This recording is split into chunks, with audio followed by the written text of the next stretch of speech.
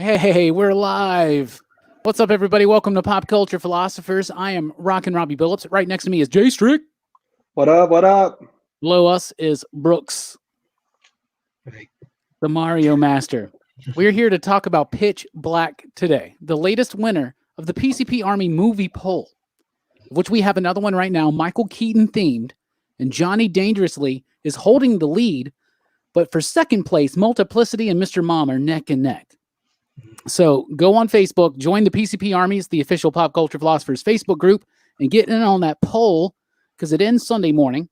And I'll announce the winner Sunday night on Rockin Robbie Live. And we'll be doing that video next Friday. So you can watch the movie and then come and talk about it with us. So we're doing Pitch Black tonight. What's up, Sam Fett? What's up, Perry? Perry says, Pitch Black, a movie I've actually seen. I guess we've been covering movies he hasn't seen. But you should watch Critters for sure if you haven't seen that one, Perry, for real. And then do one of your videos about it. You'll get 1,000+ videos. What? Anyway, tonight, the excitable PCP crew, because of your votes, we have watched Pitch Black. And now we're going to be talking about Pitch Black. I remember watching Pitch Black back in the day because I worked at the movie theater. I worked with Jelani, so I was excited to talk about it with Jelani. Jelani's not going to be here tonight, but I do have his Ya Diggs rating, and we'll give that at the end of the review. But I remember liking the film. I remember thinking it was pretty cool. Seriously, back in the day. On the revisit, I had a lot of fun with it. It's not as good as I remembered it being. It's a good movie, but it's not a good movie. We've been talking. Yeah. We've been saying that a lot lately, right? Yeah. But I think Pitch Black is a solid movie for its time, for what it is. It tried to do too much at times. It should have stayed. I think it would have benefited the movie to be a little bit more subtle, because in the beginning, when it's kind of a slow buildup, and it does have a clunky beginning where it takes a while to really understand who all is there and why they're all there and what's going on. But overall, I like the movie. It's pretty sure it came out in 2000. When was Fast and Furious? That was after. It was 2000. Yeah. So it was the combination 1-2 punch that made people decide Vin Diesel was going to be an action star. I think Vin Diesel's decent in the movie. I like it. Overall, I think it is a great, fun sci-fi horror film from the era, from 2000. It was directed by Tim Toohey, who also did its 2 sequels, Chronicles of Riddick and Riddick. This is really funny. He directed Critters 2. He directed The Fugitive. What? The guy who did Pitch Black did The Fugitive? No, this is wrong. What is going on here? Oh no, he was the writer of The Fugitive and Critters 2. He was the director of Timescape, The Arrival, Pitch Black, Below, Perfect Getaway. Yeah. Okay. A lot of, anyway. So, Strickland, had you seen this movie back in the day? This is 2000. I would have been 8 years old when this came out. Yeah. So I remember watching it when I was a kid, but I just remember seeing. So getting to watch it this time around, it was a fun watch. I liked the genre, the horror, sci-fi element. I thought the beginning was, like you said, a little clunky. I almost kind of wish they didn't reveal the whatever the creatures were until they could have kind of like kept slow burning us with that, because I liked the whole like what's going on, what they were saying, like it was Vin Diesel's character that killed that guy, but it was really what are those called? The creature things? I don't even know what I don't know. I don't know if they actually. They don't give them a name or anything. Maybe there's like a cult following of Pitch Black or something where they're called like Pitch Blackheads or something, and they've given them a name, but I don't know of them having a name. Pitch Blackheads. It sound like some serious pimples or something. I've got the Pitch Blackheads, bro. I need some Clearasil stat. Dude, that would have been one of them 90s Marvel Comics ads for Clearasil. Yeah, so overall, I thought one with the Space Rangers or whatever. Exactly. Sorry, Strickland, go ahead. No, you're good. I looked up when it was made, because I was like, is this like early 90s? Because I was like, the CG was like super clunky. And then I was like, it's 2000. I was like, oh, they just didn't like, I don't know. I was like, The Matrix was 99, right? I was like, I felt like they could have done better. Well, The Matrix was 99. However, The Matrix's budget, I don't know it off the top of my head, but Pitch Black's budget was $23 million, which I'm sure The Matrix would cost a whole lot more than that. Yeah, so it was a budgetary restraint. And I think that it starts off, like you said, a little clunky, but once it gets going, once they get on the planet, it starts going. And like you said, they should have left that out, because when you first see the creatures, when the lady, she's kind of like the main character of the film in a way, right? Because it's not really, the captain. It's not really Vin Diesel's movie in a way, but I like something that they do there throughout the movie. But like when she first sees them, when she goes into those like caverns or whatever, and you barely see them, and they're blending into the cave walls and stuff, it looks really creepy. And then maybe at times when they show too much of it, and they maybe show too much of it too soon, and it kind of gets a little wonky, but it is very effective in some parts. I think this movie has some excellent jump scares that really got me and got Alicia. Like we were like, whoa, like it would just, they would happen, and it was great. And like it really was a horror film, you know, and it spawned 2 sequels. And I know that in Chronicles of Riddick, I haven't seen Riddick, but in Chronicles, they go more action. They kind of do, I guess this movie could be compared to Alien, except for that would be a big disservice to both films because Alien is such a masterpiece, but it's a sci-fi horror film in space. Yeah, it kind of feels like a mashup of Alien and Aliens at times. Like kind of starts out more Alien and then gets into the Aliens, more Aliens territory later on. Yeah, but what I do like about Pitch Black is that it is firmly rooted as a sci-fi horror. In fact, a low-budget sci-fi horror. So maybe the effects, even at the time, probably weren't that great. I remember not minding the effects back in the day, but now some of it stood out, some of it didn't. Like every time he was seeing, like when he saw the monster eating that dude in his vision, that looked really cool. And plus Vin Diesel, those eyes, that looked cool as hell. That looked super cool, right? So overall, did you like it, Strickland? Yeah, I think Vin Diesel is actually probably the best part of the movie. Like all the other characters, I really didn't care about. I kept thinking, man, I hope they die soon because this guy's annoying.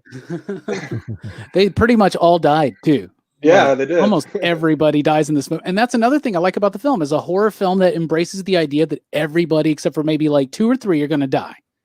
Right. I like that ending too, with between him and the captain. What happens with her? Yes. The captain chick, where she Yeah, because I'm like, I had to look it up. I'm like, did she stab herself or did he stab her?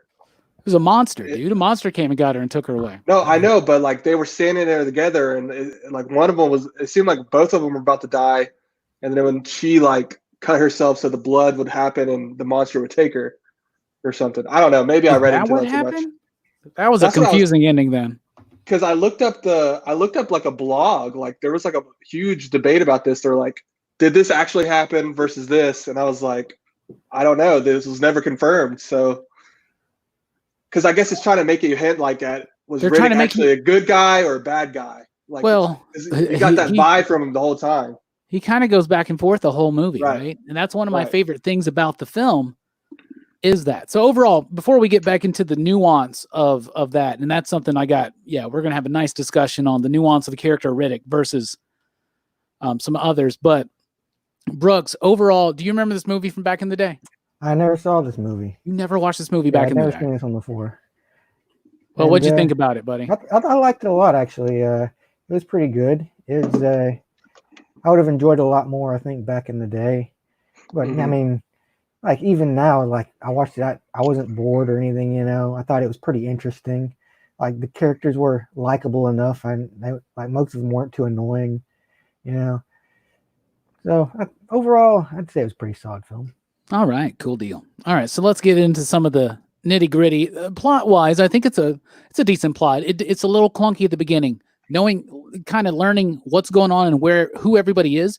It is still kind of weird to me. So this dude's transporting a very deadly criminal while there are settlers, right? And then there's that antique dealer, right? Yeah, So I guess it's just transport. Well, it turns out like the dude, I guess he was supposed to be an officer or something. He actually wasn't. He was basically, I guess, a bounty hunter. Yeah. So I guess he was probably just like, oh, I got him, but now I've got to get on this transport with all these guys just to get him to where he's going. That was William J. Johns is the character's name. he is a bounty hunter who is addicted to morphine, which I like how you find that out later, because at the beginning you think he's like definitively the good guy, and Vin Diesel's definitively the bad guy. And you think it's going to be a serial killer on the loose type thing. Yeah. Well, they're very vague about Riddick's crimes, really. He just tells you he's killed people. He murdered. That's all you really know. Brooks, that's not vague. He's murder. Murder one. Like, yeah, that's not vague. There's context behind that, too. Brooks is like, who did he murder? Who did he kill? Was he like framed or, something like that? For all you know, he could be a soldier, and he could just be a soldier. So like, oh, he killed some people in a war. Is that really the idea you get when he's stalking the captain at the very beginning? I don't know, man. They never said. He cuts her hair. What was that? That's why is that scene in there? He cuts her hair and he smells it and throws it away. I'm like, what's going on? Does he have her scent now? I was like, what's going on? I was like, oh, he has like some power that he can like track her now, but they never really elaborated on that. No. He apparently is a very good tracker, so that's cool, I guess. But I guess it's just a transport ship, and people just kind of like get this crew to like think of it like something like Firefly or Guardians of the Galaxy. They would just pick up any job, and he's a bounty hunter, right? Maybe he's a bounty hunter without his own ship, obviously, so there you go. So it's an interesting cast of characters. They all kind of fit the archetypes, so they plug them right in. You got your goofy rich guy, you got your more serious, Artemis like female hunter type, and then you got your you got your good and you got your good guy and bad guy, basically. But they flip that, because the character that Cole Hauser is playing, he's the bounty hunter. Cole Hauser was Benny, by the way, from Dazed and Confused. Brooks, I know you've seen Dazed and Confused. Oh wow, that's Benny. I didn't even see that. Yeah, that's Benny from Dazed and Confused. And I remember the first time I saw it, I was like, I used to have this thing where like if one of my favorite indie movies from the 90s had anybody that, if any of those actors did something else, I would almost automatically like it. Like I almost automatically liked any Parker Posey film or any Ben Affleck film. That's probably where my Ben Affleck infatuation started, was Dazed and Confused. And I saw this movie and I was like, hey man, that's Benny. So hell yeah, let's do, But all the archetypes are there, they're plugged in, and it's cool. And I like how they kind of play with that a little bit. So overall, I think the plot's pretty solid. I mean, we're not sitting here trying to dissect plot holes out and shit like that. That's not what we do, But for the most part, things make sense. What I really like is the idea that this world has two suns, so it's always daylight. So there's that struggle. But then to make matters worse, there are these monsters that only come out at night. And then in an eclipse, they just so happen to find out, there's going to be an eclipse. And then it literally happens 10 minutes later. So some things happen conveniently, but that's just movies. Brooks, what do you think about the overall plot? And just the landscape and the idea of that solar system and the eclipse? I liked it. It's interesting, but it's very grounded. It's not as far out as a lot of sci-fi is. There's there's kind of this vague impression that everything seems to be Earth-based, like the space Muslims. With like Keith David as the priest and everything. You got to talk about Keith David, right? Because Keith David is always awesome in every movie he's in, and he's super awesome. True. Yeah, and he lives.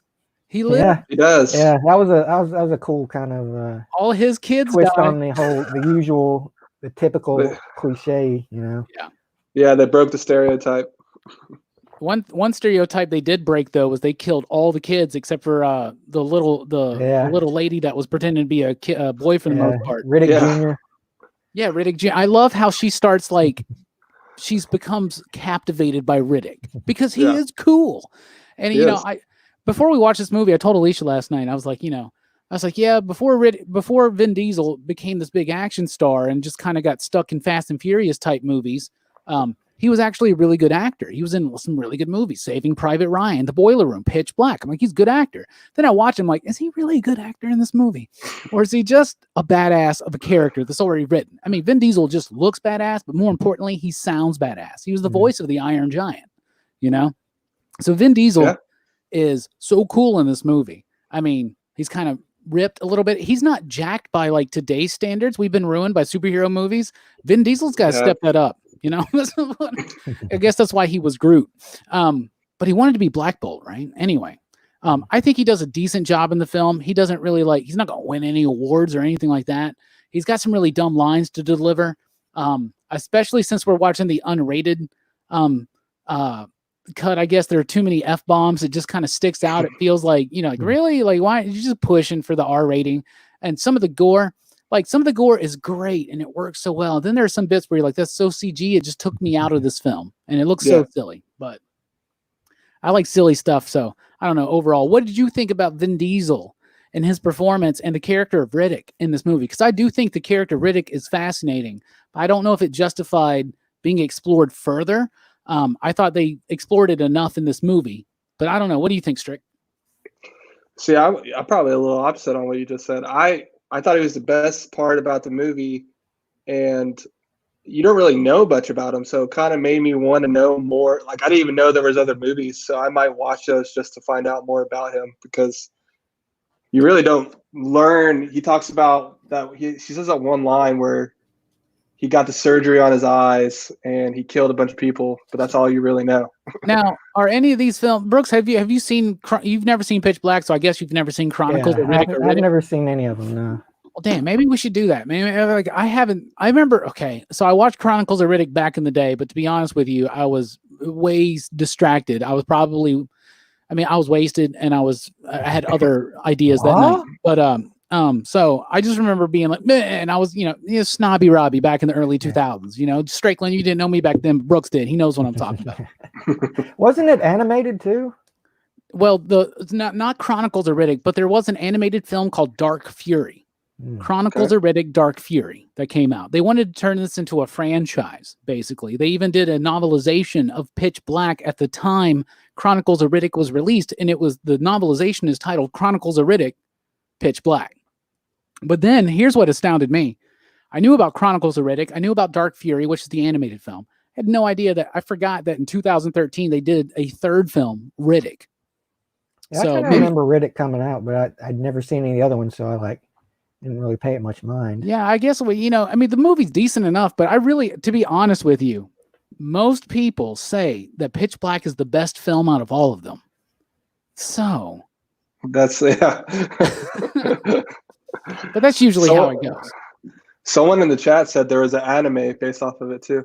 Yeah, Dark Fury. That's what we were talking about. It's the animated film they did, and wasn't it done? That's Brian, by the way, down there. Let's give Brian a shout out. We'll get to the chat here in just a second too. But wasn't Dark Fury done by some of the directors that either did Aeon Flux or some bit in the Animatrix or something? Yeah, because wasn't the people that did Aeon Flux? Didn't they do something in the Animatrix, Brooks? Yeah, they did. Yeah, I think they may have done or have been involved in the Dark Fury one, but I could be wrong. I'll be honest. I just remember when I worked at Movie Stop. Everybody would buy the Dark Fury animated film and then immediately trade it back in. But they did the same thing to Chronicles of Riddick. So it's just what happens. People did the same thing with Click. You remember that movie? Yeah. Oh, wow. Yeah. Adam Sandler. What a throwback. Brooks, what did you think about Vin Diesel and the character of Riddick overall? And are you interested in exploring this character further? Yeah. I mean, he's an interesting dude. And we don't really get much about him. He's kind of one of those mysterious type characters with you don't know anything about his past.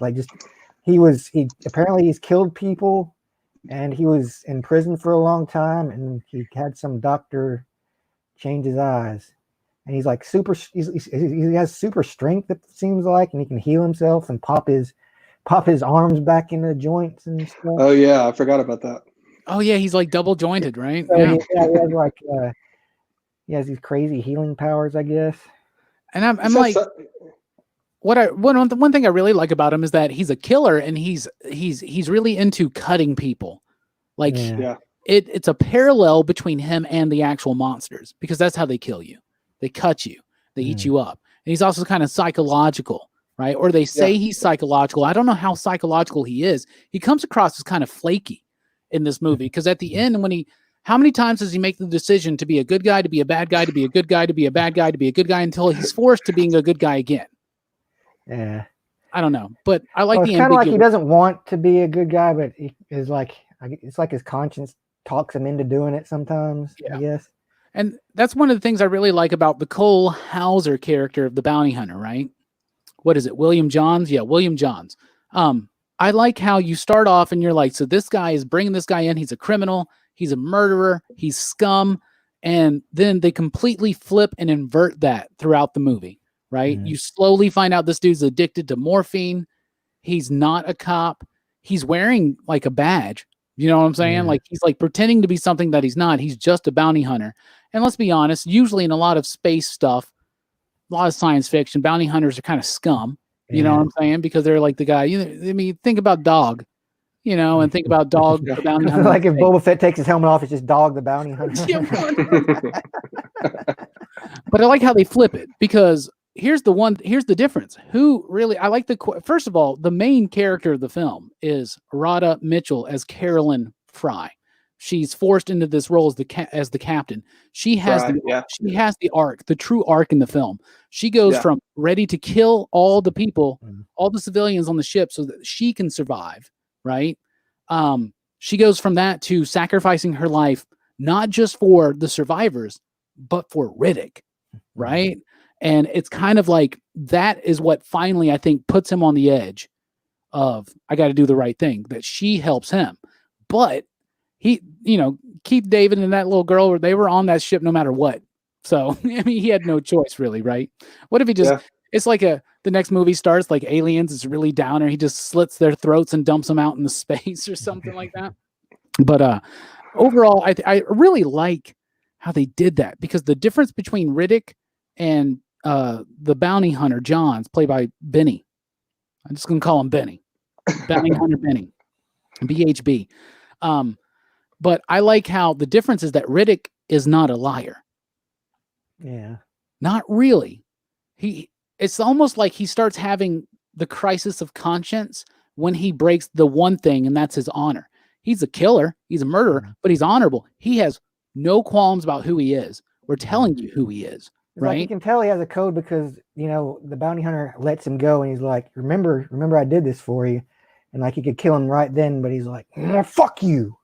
Because, the hunter knows that he can't kill him, like at that point at least. That's a great scene, because then he like throws it back at him and he's like, and then they had that interaction again at that one point. He puts the gun back in his face and he has his knife on the dude's balls or dick or whatever. I like that one too. What do you think about that dichotomy between those two characters and the way they grow and how that reflects on Riddick, Strickland? Yeah, I mean, from the beginning, I knew that guy. I felt like that guy was, I got the vibes, at least from the beginning, that he was going to turn and be a bad guy. So he was one of those people I was ready for him to die. So when that scene where he's fighting Riddick, which was awesome, by the way, and then when the lights go out, he just sees him die. I was like, that was a really cool scene.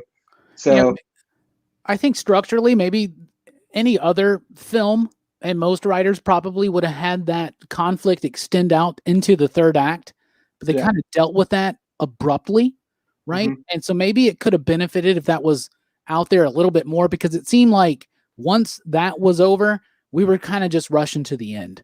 Right. And it felt like with the way that Riddick was so wishy-washy that maybe it was just kind of stunting the momentum and pace of the final bit of the film, at least in my opinion. Brooks, go ahead, Strickland. No, I just think that I don't know, for most of the characters, I just didn't really care about them. So it was like, I don't know if they should have done more like storytelling with them, give a little more background, because it's just like when they all died, I was like, there they go. Yeah, and to be honest with you, Carolyn, the captain, the reluctant captain, mm-hmm. say, right? Because and that's the main story, and I was never compelled by her story or related to her as much as I related to other people on the ship. Most of the people on the ship were disposable. Keith David stood out. The little girl stood out. And they were the ones that made it. So obviously they were the ones that needed to stand out. I just feel bad for the first guy that died, because I was very interested in him, and then he just got. And to be honest with you, the antiques dealer was a very interesting character. Yeah. I watch, as soon as you see this movie, you're like, well, he's going to die, because he's just like that dude who gets eaten on the shitter in Jurassic Park. Just like that dude, the lawyer or whatever, right? Yeah. Brooks, what do you think about the dichotomy between those two characters? Well, I think it's interesting, like at one point, because like, in the beginning, there's the captain gets impaled on that piece of rebar or whatever, and like she asks like for painkillers, and like the bounty hunter guy says that they don't have any, and then you find out later on that he has all this morphine, and he so like basically this captain had to die in pain because he didn't want to give up his fix, you know. That was like it. I think that was when you realized like really that he's not a good dude and that he's only out for himself. Yeah. And that, you know, like who's really worse, him or Riddick? Because Riddick seems to actually act like more honorably than this dude who's supposedly a law enforcer. And, you know, think about that morphine scene. This dude is dying. They know he's dying. And when she confronts him about it, he goes, he was dead anyway. He just didn't know it yet. Right. Yeah. But it's compassion that makes that ability inside of us sometimes where we want someone, even when they are legitimately, there's no hope, but we want them to go pain-free. Right. Mm. He didn't have that. He had no empathy for this other person's pain. It almost feels like, because obviously he didn't kill that dude. He didn't kill, you know, that dude, right? Mm. But it almost felt like Riddick has more compassion for his victims and empathy with them and respect for them than he did for the people that were dying around him, right? Mm. Right. Absolutely. So the main character is Carolyn. She's the reluctant captain. It's her story. She's the one that has the biggest journey in this entire movie. And it's interesting, but they do this thing, and maybe it's affected by the idea that we think of this as a Vin Diesel picture, right? Mm-hmm. But it doesn't have Riddick in the title for a reason. He's just one of the cast members. This should have been probably treated more as an ensemble piece then, if you didn't want to put the focus solely on him, because the focus on the film is on Carolyn. But because of how she kind of her personality at times gets overshadowed by both the Riddick and the bounty hunter, right? Like, it kind of throws it off just a little bit for me, just a little bit. What do you think, Strickland? No, I agree. I think, and I think too, I think it's one of Vin Diesel's earlier roles, and he just kind of pops out in the movie. So even if they weren't intending for it to happen, it happened because, I mean, he just looks like a stud. Yeah, right. Absolutely. And those eyes are so freaking cool. What do you think, Brooks, about Captain Carolyn? Oh, I mean, she was an interesting character, I think. You know, I like that, you know, she does have in the beginning, like, her first instinct is to save herself and, you know, not care as much about others. And like that guilt over the movie throughout the movie kind of like just like she keeps getting reminded of it, and it keeps like affecting her more and more until she's finally, you know, pushed to the point where she feels like she has to redeem herself by sacrificing herself to save Riddick, to save, you know, whoever's left of like who's of the crew. It is interesting because she's placed right in the middle, if you really think about it thematically. So you got the bounty hunter on one side, who is supposed to allegedly the good guy, doing the right thing, taking the murderer in, right? But doing it because he's getting paid for it, and is even willing to let him go in order for his own survival. He has no empathy or compassion for other people and their pain. Then you got Riddick on the other side, who's this cold, nihilistic killer, soldier, enhanced, whatever. You know, there's so much backstory there. I don't know if they really explored that in the other films, but that would be very interesting to know. I mean, his backstory is more interesting to me than what happens to him after this film. Right. I agree. Yeah, right. And so, remember that weird scene where he's like shaving his head? Like, that's your concern? And are you shaving it with like engine grease? Jello or something. I think it's like engine grease or something. Some kind of lube he found. Like, I just found this, you know. Oh, dude, what a great scene too when the one survivor of this planet that could have like told them. Oh yeah, right. That dude just shoots the hell out of him, man. And that's a great moment. And this movie has at times a very good pace, and it's really effective as a thriller horror jump scare type film at times. So I think that's cool. Any other characters really stick out to you? Because Keith David's character doesn't stick out to me. The innate sadness about this character sticks out. Like, he lost all of his people there. Yeah. These small kids, you know, these like, they're teenagers, they're like following him, I guess, on some kind of space travel pilgrimage, Islamic pilgrimage. I don't know what's going on. But Keith David, the accent, I think he nailed it. He nailed the urgency and the realism of that character. He just felt like everything was so important. And I love Keith David in anything. They Live, The Thing, Community. Come on, man, right? Any other characters stick out to you guys? What about you, Strickland? Probably the antiques guy. I mean, I thought he was a fun character. Dude was always loaded with the alcohol. So he went out Yeah. pretty early too. I guess like halfway through the movie, right? Yeah. You knew that was coming though, right? Yeah. So, Oh, for sure. he had a great death scene too, because he did that thing where he had the lighter and he took one final drink and like blew out the flame. And when it blew up, you saw all the monsters that were around him for a brief second. Like that's an effective usage of low budget CG. Oh, Do you know what I'm saying? What about how they had to go out with all the glow sticks around them? Basically, I was like, dude, this is totally early 2000s. That was a cool scene. It was filled with a lot of intensity. Yeah. And suspense. So I thought that was pretty cool. I really did like that. And I like glow sticks. So I just thought that was cool because the moment when that shit goes out, because that dumbass just runs away. I know, right? And disconnects it all. And I was just like, oh. By the way, we were talking about convenient plot twist. How convenient they find these like bioluminescent slugs or whatever in that little crevice that they're stuck in.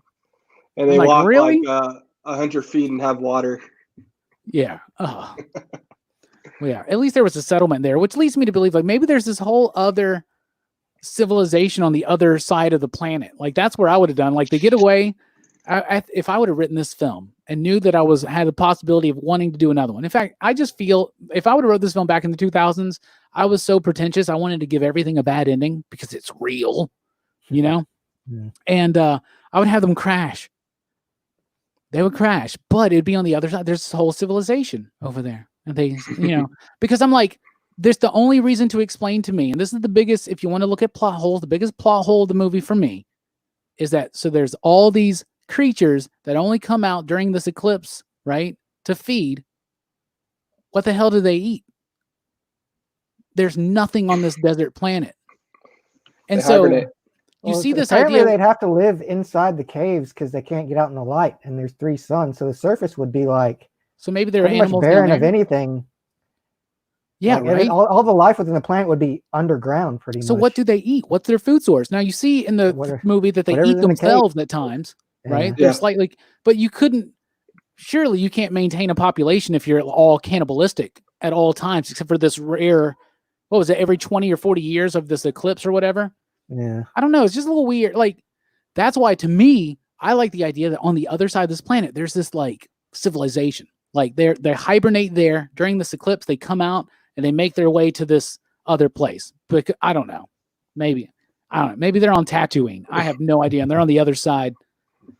I don't know. Well, any other characters stick out to you, Brooks? I was kind of interested in the kid.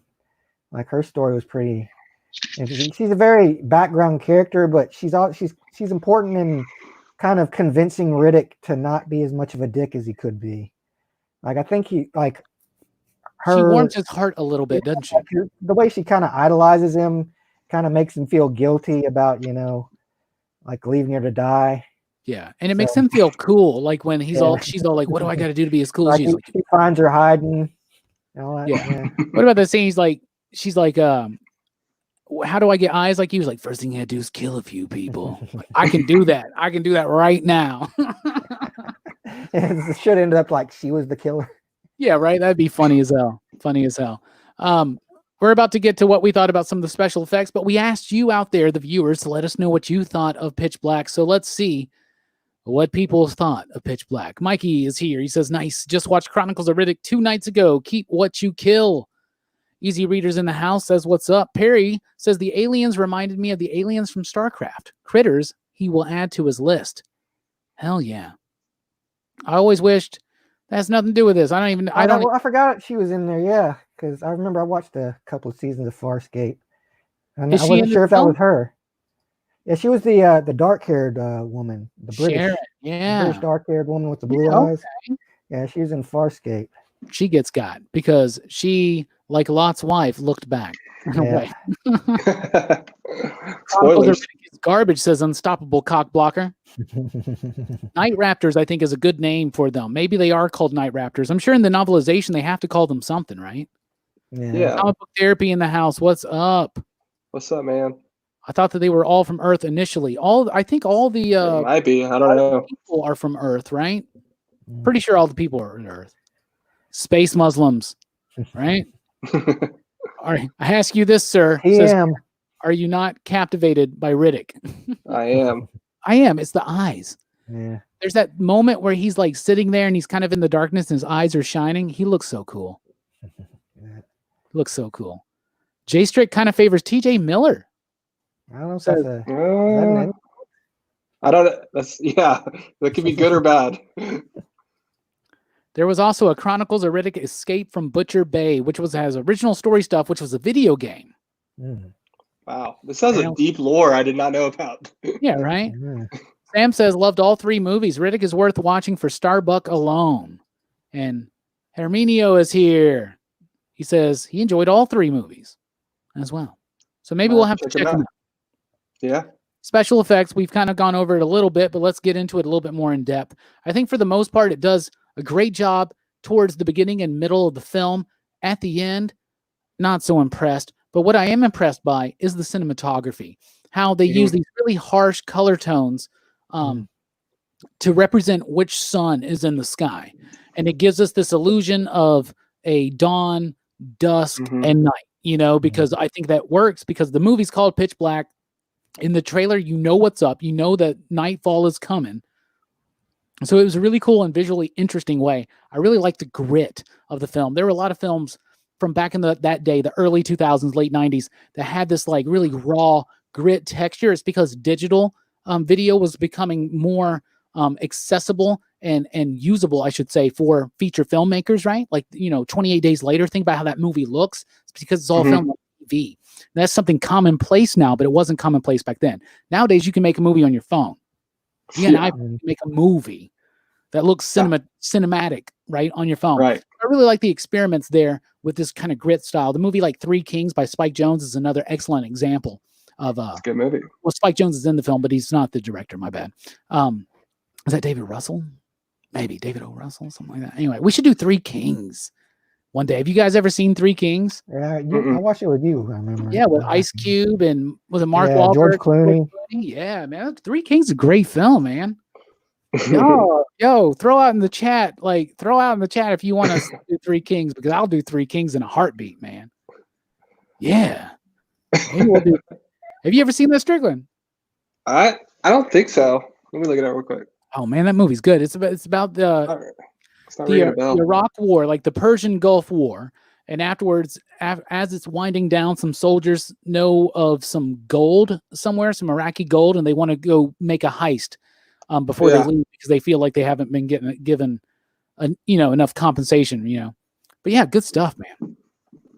Cool. Maybe we should do that. Anyway, science fiction movie that this is, which Three Kings is not a science fiction. What do you think about special effects and in particular that Scientology, that cinematography, Strickland? What do you think about it? I liked it. I think it worked for the movie. Honestly, if I'm being honest, I thought it was cool because it made me want to watch more movies like that. That with that effect and the genre with the sci-fi horror. Because I can't really I can't think of any of their movies like that. I'd like to see more of that. So there's some really good sci-fi horror stuff out there. The best of which probably is Alien. Well, yeah. Besides, like the big ones, I guess I was kind of saying like, yeah. No, the Critters, right? Now, here's why. Have you ever seen Event Horizon? I have not. You should totally watch Event Horizon. Okay. That's one of the best sci-fi horror films of the 90s, I would say. Cool. That's a good one. What do you think about the special effects and the cinematography in this film, Brooks? And the Scientology undertones, if you want to elaborate on that. I thought it was pretty good. I'm not a critic of CG as such. You could tell it was older, but I don't think it was like too jarring. It didn't bother me any. Like I thought the aliens were really cool looking. I liked the weird kind of like anchor head things they had, and they had like the shark mouths and everything. Yeah, that did look cool. And I like how Riddick could take one out. Remember the fist fight he had with one of them? He did. Yeah, and I like that in the beginning. Like he looks out and he sees them flocking around, and he's like, "Oh, it's so beautiful." Yeah, like he admires these like predators. I like how cool and collected he is too. He is kind of a cool character. Maybe they try too hard to make him cool, but he's cool with a little bit of a tragic backstory, you know, and Yeah. I am interested in seeing more of what's coming up with Riddick. You know, maybe we should watch Chronicles of Riddick and Riddick. It seems like some people like it. Seems like some people hate it. But I am interested to know more about this character and his backstory. You know, what about you guys? Yeah, I'd love to watch more Riddick stuff. For sure, I'm down. Hell yeah. Now we're going to get to the ratings. So we do ya digs here. So out of 5 possible ya digs, what do you give Pitch Black? Jelani, who was not here tonight, but Jelani said 4.5, which really surprises me. That's a really high score. That is. From Jelani. So Jelani loves this movie. So I hate that we missed him rambling about it, but I feel like we've had a great discussion. Strickland, out of 5 possible ya digs, what do you give Pitch Black? I'll give it a 3.3. We don't do 0.3s. You can do a 0.5. 2.5. Round it up to 0.5. Yeah, I really like the genre of it. The sci-fi horror vibe. Vin Diesel was cool. Didn't really care about a lot of the characters. Yeah, it was cool. Early 2000s or 2000. That's a pretty good movie. Yeah, the earliest of 2000s you can get. Yeah. Yeah. That's 20 years ago. That's crazy. I know, man. I still feel like I'm at my grandmother's apartment watching Supermarket Sweep, about to get high with my friends, listening to some Third Eye Blind. Why listen to Third Eye Blind, man? So, Brooks, out of 5 possible ya digs, what do you give Pitch Black? I almost said Chronicles of Riddick. I'd give it a 4. I thought it was pretty good. And, you know, the kind of like horror genre is not really my thing so much, but I do eventually kind of enjoy like one here and there. And this is one that I could see myself watching again. Yeah. I thought it was a pretty fun movie. Okay. That's respectable. So Jelani said 4.5. You said 3.5, Jay Street. Yeah. And you said 4. Right, Brooks? That's right. Very solid. I give it a 3.5. I'm right there with Strickland. It's a good movie. Yeah. It's really a great movie for its genre. There's not a lot of great sci-fi horror out there, but unfortunately, the great sci-fi horror is truly some of the best science fiction and horror out there. For sure. But it's good. I think there are some moments that don't age well, mostly in the script. Like some of the dialogue does not age very well. It's very stunted at first. If you are very impatient, you may quit on this movie after 10 minutes. But once they get on that planet, it gets good. I feel like it gets a little rushed and doesn't get as impactful towards the end of the third act. But overall, I think it's great. It's got some structure problems. It's got some aging problems. But overall, I give it a 3.5. So 4.5, 3.5, 4.0, 3.5. The official PCP rating is 3.75. It's a pretty high rating. Yeah, we'll round that up to a 4 if you want to. So that's pretty solid. So in the chat, Herminio says Event Horizon is really good. Life Force lost out to Pitch Black. Herminio gives it a 4.0. Pitch Black is the first movie I remember Vin Diesel being in. He was in Boiler Room, which was right at the same time, and he wasn't Saving Private Ryan. Sam Fett, what's up, says a solid 4. And Brian has a recommendation for sci-fi horror Pandorium. I've never seen that, so maybe we'll check that out. Yeah, man. So that is our review of Pitch Black. If you're watching this on the replay, please let us know in the comments down below what you thought of the movie, your recollections and thoughts and reviews, and let us know how many ya digs you give it out of 5.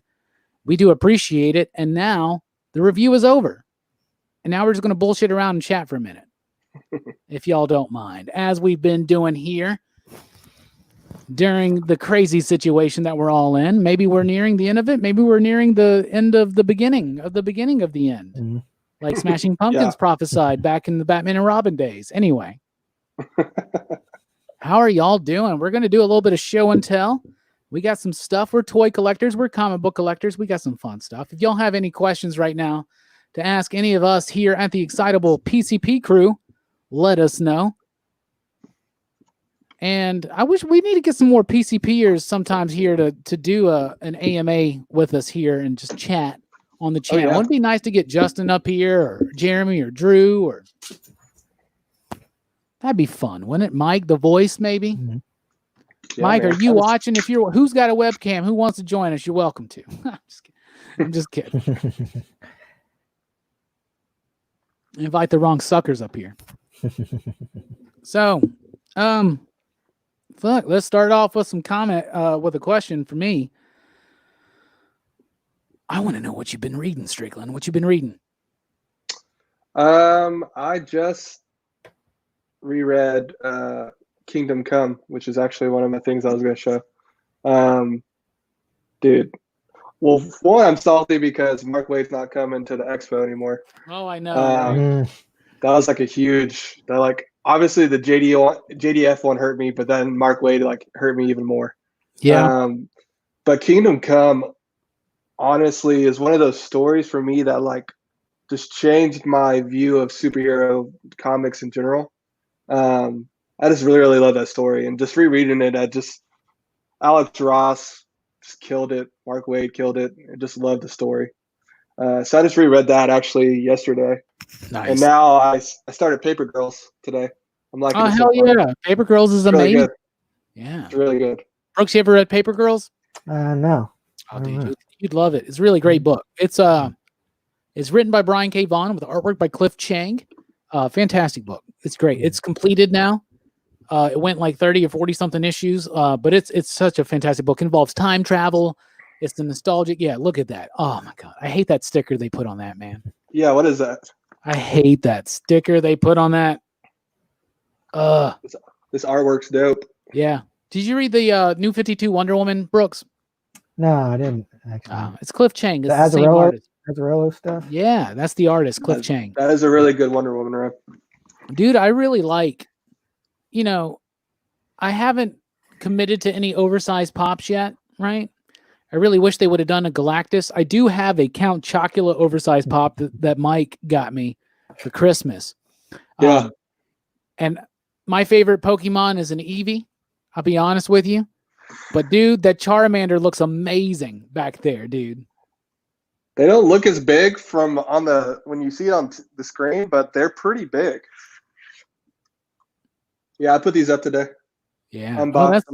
That's episode 9, Kylo. Right. Yeah, the Charmander's awesome. Oh. Look at that little dude, man. That's so cool, man. I think those are super cool. Those are all the big Pokemon ones are like Target exclusives, and they're really hard to find. So if you're trying to find them. Are they really hard to find? You could find them. Yeah. No, ask Mike. The Bulbasaur one is like unfindable right now, and it's like $250. Oh, I bet the Bulbasaur one looks amazing. That's why it's $200. Yeah. And they did Squirtle, Bulbasaur, Eevee. I think that's all and Pikachu. All the good ones. Of course they do Pikachu. But they did. I wish I would have got it. I remember before all this happened back in March, I was in Target and they just put out a Michael Jordan one. Really? Yeah, like a huge one. I had the Michael Jordan pop pre-ordered, right? And then we sold out of them, and I had it, and I was like, I have too many pops on pre-order. I got to get rid of some of these. So like, let's put the Michael Jordan back on the floor because it's going to sell, right? I really regret that because I just watched The Last Dance the other night. Holy crap! Have you watched that, Strickland? Yeah. Oh my amazing. God! Yeah. I'm like, why are all 10 episodes not ready right now? Like, it's crazy because like I was a kid when that happened. Like I remember watching the games, but like I didn't know all the details, obviously. So it's like exactly. Scottie Pippen was top 5 in the NBA. I did not realize he signed a deal for 7 years and got super underpaid. I know. I didn't realize that. Number 2 for the Bulls of all time, right? And scoring. Yeah. And like rebounds or assists or whatever. Assists. And as Michael, and by the way, Brooks, The Last Dance is a ESPN/Netflix documentary about Michael Jordan and the Bulls, in particular their final season. But it's a history of the Bulls during the 90s run, right? And I know Brooks is my age range, and we saw Jordan that was a god back in the day. He was, dude. And so it's a fantastic documentary. 2 episodes are out right now. It will arrive on Netflix in its entirety in July, but right now it's on ESPN. I have ESPN Plus, so I was able to watch the unedited version. And we always knew Jordan to be this like super clean cut, drink your milk kind of guy, right? He's like solidly. Pro Stars? Oh, dude, I have some of them on DVD, dude. Pro Stars with Bo Jackson, Michael Jordan, Wayne Gretzky. and Wayne Gretzky. It was an Yep. animated series, man. Oh my god. Oh my This God. video game. That's where they came from, right? Was it a video game? Was it? I on remember- Super Nintendo? Or the Super Nintendo? I don't remember. If It there would was, have I been around never the had Super it. Nintendo era. I never had Maybe it, not. but I'll tell you, this documentary is fantastically done. It's amazing.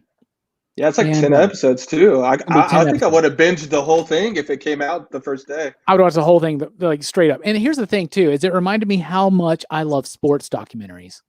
Yeah. Sports documentaries are the best, dude. I love them. My favorite of which being Ken Burns's Baseball. But it's such a fantastic when it arrives on Netflix, Brooks, because you have Netflix, right? Yeah.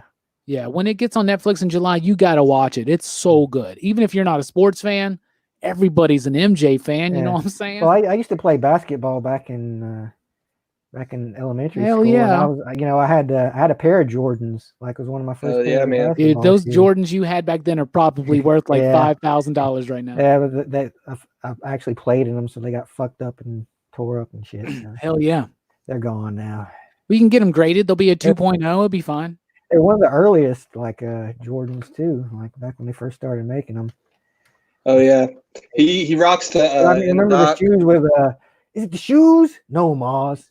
It's gotta be the shoes. It's got to be. yeah. He rocks the shoes in the documentary in a lot of the games. It's the red, white, and black ones. The same Yeah, ones that's that the Miles one. rocks in Into the Spider-Verse. Oh, man. I never had a pair of Jordans. And it makes me want to I've been looking online. I'm like gonna buy some Jordans, man. They're so expensive though. Like $200. I had a pair of Rodmans. I had some Rodmans, Shacks eh? from Walmart. I'm going to look up my shoe. These are the most expensive shoe I ever bought when I was a kid.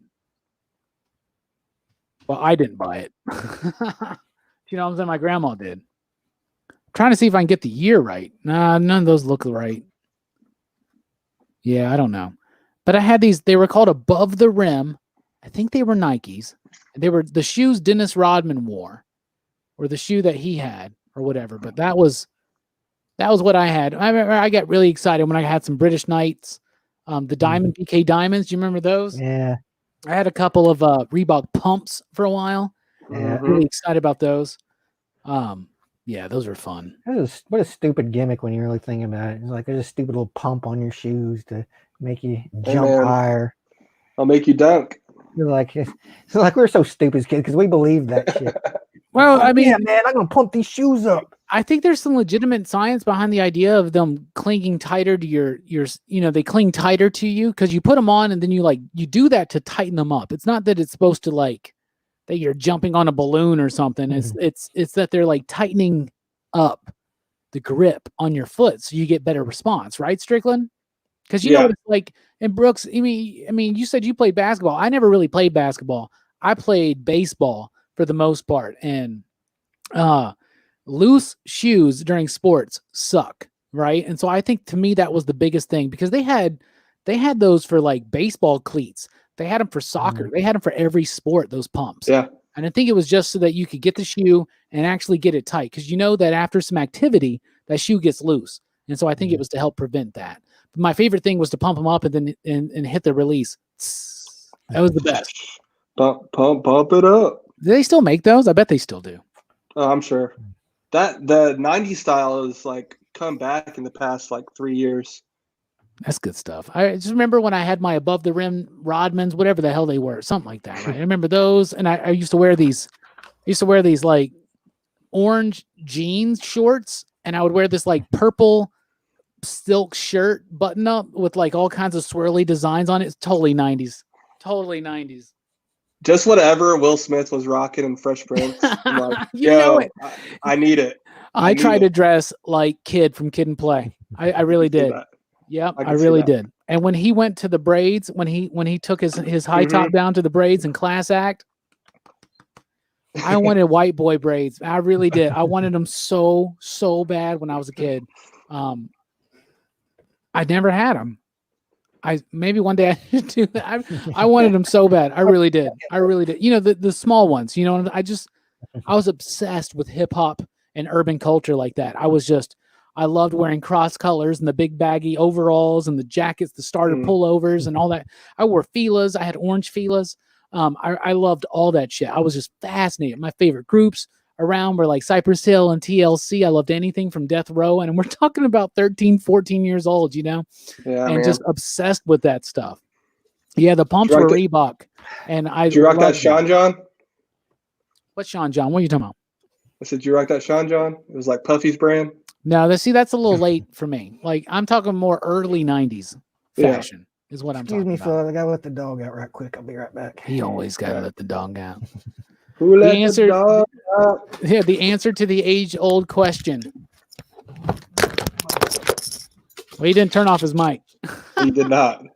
God damn it. Bobby. That's what happens. So, Strickland, how you been, man? Good, You're at brother. Kingdom Good, Come, man. Yeah, man. Oh, Epoch, I cannot tell you how much I love Crisscross, my man. I used to wear my clothes backwards to school. I'm not even kidding, man. We're talking 5th grade. 5th grade, wearing my clothes backwards to school. My Yankees jersey, my Braves jersey backwards. My jean shorts backwards. Wanting them white boy dreads or whatever, right? Wanting them. You know, I wanted my hair to look like the white version of Crisscross. I just loved it so much, right? We'd be at the skating rink and Jump would come on in 5th grade and everybody would try to jump and all the cool kids that could skate could do it. They could jump while they were on their skates. I remember one time I busted my ass so bad doing that shit. I used to do trucking competitions back in elementary and middle school, man. Can you believe that shit? If I tried to do that today, I would bust my ass so hardcore, man. So hardcore. There was a really... Go ahead. Yeah. I don't even think we have a skating rink in Huntsville anymore. Skate Odyssey's down. Carousel went down. Yeah. Skate Odyssey was the last one, I thought. There's some there. No, there. This is the Insanity Park or whatever in Madison still up. I don't know. I think they do like black light skating. That's the place they have like a I don't know if they have go karts, but they have like putt and shit out there. Oh, for real? What? What'd you say? I said for real? Yeah, I think so. I love doing shit like that. I'm a big putt guy. I might have to hit that up. What we should go? Yeah, Southern Adventure's still open, man. Oh. Is it really? Still trucking. They have a decent air hockey table. It's not the best in town. The best in town is actually on the Arsenal at the bowling complex there. Oh yeah. Bowling's like $2 there. It's a fantastic air hockey table at that bowling alley there. I beat Alicia 7-0. Like, I was not even fucking kidding. Oh my gosh. Y'all, y'all out there in the PCP Army out there on YouTube land, I don't know if you know this about me, but I am one of the best air hockey players you've ever known. I promise you that. Ask Brooks. Brooks, right? You're all right. Brooks, do you remember that time you threw your paddle at me because you got so pissed? That sounds like something I do. Here's the comment I thought was really funny. Sam Fett says, my wife is so mad that I ordered a Joker van on eBay. I told her you just got one. It didn't help. There's a Joker van right there, everybody. Hey, see that, Brooks? We got the Joker van. Oh, nice. You said there's a Blade one? There's a Punisher one. Yeah, Punisher. Okay. I was like, the Punisher one's way more expensive. It's got more guns on it. It's a little bit different, but it's the exact same body. They're both Toy Biz. Nice. Anyway, Brooks, what have you been reading? I actually haven't been reading much of anything since the whole thing. Yeah, so like I finished that New Mutants trade, but mostly I've been watching Community on Netflix. Yeah, me too.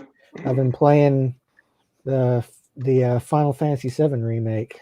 Oh yeah, that's nice. Right.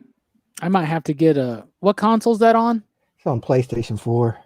Oh man, I don't want to get a PlayStation 4. Yeah, I know. I didn't either, but I did. They're about to do 5. I've never played a Final Fantasy game. That's not my kind of jam.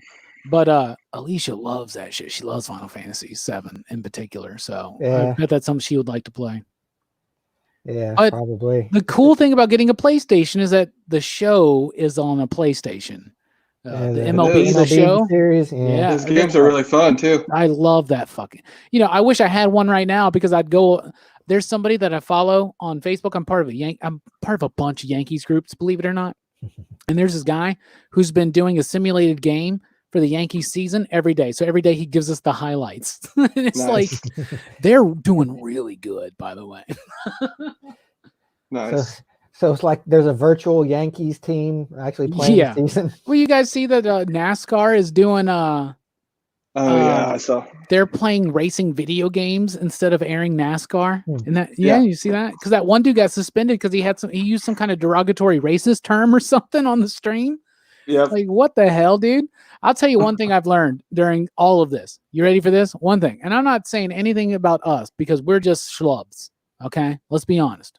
PCP Army, we may be the best, but we're the best schlubs out there, right? Facts. But most of these really professional people, like the late night talk shows and some of the sportscasters and all that kind of stuff, right? They really suck at streaming. They're not very SNL. They're not so good at streaming. Yeah, Y'all they know what never I'm had to talking do about? it. Yeah, I've seen a bunch of those. People like Jim meant way better than them. Anyway, God, I had another thing I wanted to talk about because something sparked my interest of what we were talking about, but I can't remember what it was. Sports, 90s. We're talking about sports, 90s, Comics, video games, streaming. I have a Switch and we just been playing Mario Kart and I restarted Zelda Breath of the Wild, which is like a phenomenal game. Yeah. So you don't like it? I didn't like it at first, but it kind of grew on me a little bit. Like the Yeah. more I played it, I thought it was it's too short because there's only like really 4 dungeons and 1 final dungeon. You're not wrong. I mean, they make up for it with all the the extra. You just run around. It's like Grand Theft Auto. You just run around and kill people. Just filling out the map, is kind of Yeah. the game in and of itself. Mm-hmm. So I didn't like it at first, especially like when you'd run up on something and it'd one-shot you, like those fucking Lionels. I fucking hate those things. But I started to like it more the more I played it. At least you didn't order the Punisher one. Yeah, How much is the Punisher one? Well, they want the people that have it online want $500, $600 for it. Jeez, Screw is it that. sealed? Real ban for that. No, it's not sealed. I guess it's more rare or more in demand. I mean, to be honest with you, it's a better toy than this one. It's more badass because I looked at it. It's not exactly the same because it has like more guns and all kinds of shit. And it's a Punisher van. The Punisher is known to have a van. Mm. Joker, not so Is much. it? Yeah, the Punisher has a van. Yeah. Yeah, we know that. Herminio says the show is the best sports game right now. I think it's been that way for a long time, but I haven't been playing. Nah, man, it's 2K. Like when Frosted Pop-Tarts first came out, it was amazing. Now it's nearly impossible to find non-frosted Pop-Tarts because the frosted ones are just better. Facts. I'll give you that. I'll be honest. I don't mind a non-frosted Pop-Tart. One thing that one thing that Alicia taught me was on a non-frosted one in particular. She does this on the frosted ones too. Don't tell her I told you this. She melts butter on top of them. Oh, wow. I'm like, really? You need more? That sounds intense. It's pretty good. It's really good on the non-frosted ones. Here's a question then, toaster Mikey. oven? What? She used a toaster oven for them? Nah, man. Or she just put them in the toaster and then take them out and put butter on them? We ain't even got a toaster, man. Oh, really? Chill. Yeah, I'm serious. We don't have a toaster. You don't have a toaster? No, I don't have a toaster. God. I don't have a toaster. Fucking make our savage. We make our Pop-Tart. This man is what do you need a living toaster like for? a caveman. What do you need a toaster for? Toasting things, man. What if you need some bagels? bread toasted for your sandwich? Popcorn? I use the oven. You Sammy without the toast, man? I use the oven. I use the oven. Is that crazy? For Pop-Tarts, we rarely eat Pop-Tarts, to be honest with you. But when we have Pop-Tarts, we put them in the microwave. They're not the best. I get it. I want a toaster. I get it. I want one. But to be honest, I've never committed that space on my kitchen counter for a toaster because I've got an air fryer. I've got like a blender. $10. I know, man. I have to have a toaster because I eat Eggos every morning. All right, See, I'll help my man out. Someone super chat this man $10 for Shut a up. toaster. Shut up. No, I don't need a toaster, man. Like, for instance, we love toaster strudels. Everybody's always talking about Pop-Tarts. Toaster strudels. Strudels are the shit, dude. And I make them in the Those are oven, pretty and good. they're better in the oven, y'all. They're better in the oven. Well, you can only make cheese toast in an oven, really, too. Yeah. Not sticks. Cheese toast. I made some breakfast sandwiches for breakfast this morning, right? Yeah. Fucking buttered toast, cheese, eggs. Mine had turkey bologna and turkey bacon. Hers just had the egg and the cheese. I just made that straight up with a frying pan, man, and butter. That's how you do it. I actually got caught. Oh, that's what I was going to say. You know what my newest YouTube obsession is? Out of the idea that I need a toaster. I don't think I need a toaster. But if I do need a toaster, it's red. But if anybody super chats, we're not using that money for a toaster. We're getting a new microphone. So that's what super chat money's for. It's the new microphone. Oh, man. Toaster. Shut up. I'll get a toaster. I got a toaster. The government just gave me $1,200. I can get a toaster for one. I don't want a toaster. I thought you... Yeah, like the most use it on top of the line advanced toaster. Like it tells you when your toast is done. I don't need no damn toast. Is ready, sir. In order to use it, you got to download an app on your phone. That's probably what toasters are like nowadays. Cares about a damn toaster. We don't even eat Eggos around here. It's literally the only thing that we eat that we would use a toaster for is toaster strudels, and I just make them in the oven. And when I make toast, I make it in the oven or a frying pan. I love that we've gone on a 6-minute rant about a toaster. The way they made toast before. How do you think the cavemen made toast, Strickland? Over an open fire and a piece of wood like I do. Just build a fire pit in the middle of your kitchen. Some burnt ass toast. Like a rotisserie over it. Oh, now I would totally get something like this. Like it burns the Yankees logo into the toast. I've seen those kind of things. I'd totally get that. Mikey says, I'm going to get the toy van from that crappy 18 movie remake, paint it purple, and sell it to Robbie. Unfortunately, I already have a Joker van, but if you painted it black and blue, maybe you could sell me a Punisher. Put the Death's Head on it somewhere. It would be great to have a collection of toy vans. You know, you got the Joker van, the Punisher van, the TMNT van, the A-Team van. Those are the most sick. Thing. What? What? Huh? What? Huh? It's the first awkward silence of the night, everybody. Yeah, it was. I had a clip to play. I thought I glitched. How did you let that happen, Strickland? Using the oven is some Alton Brown, Gordon Ramsay shit. Yeah, do you think Gordon Ramsay and Alton Brown use a toaster? Come on, y'all. I use the hell out of my microphone. I use a toaster like every day. It's just for what? Do you eat Eggos? Every time I make a sandwich, I toast my bread. I toast bread too. Hot. Where I toast it in the oven. I turn the oven on. I put it directly on the oven rack. It takes a few minutes. But you gotta wait for the thing to heat up and all that shit. I don't have no patience. That's the problem. Nobody has patience. You gotta have patience for food. The act of making it. It can't all be instant. Come on, y'all. Ma, meatloaf. Mikey, I would totally buy that from you.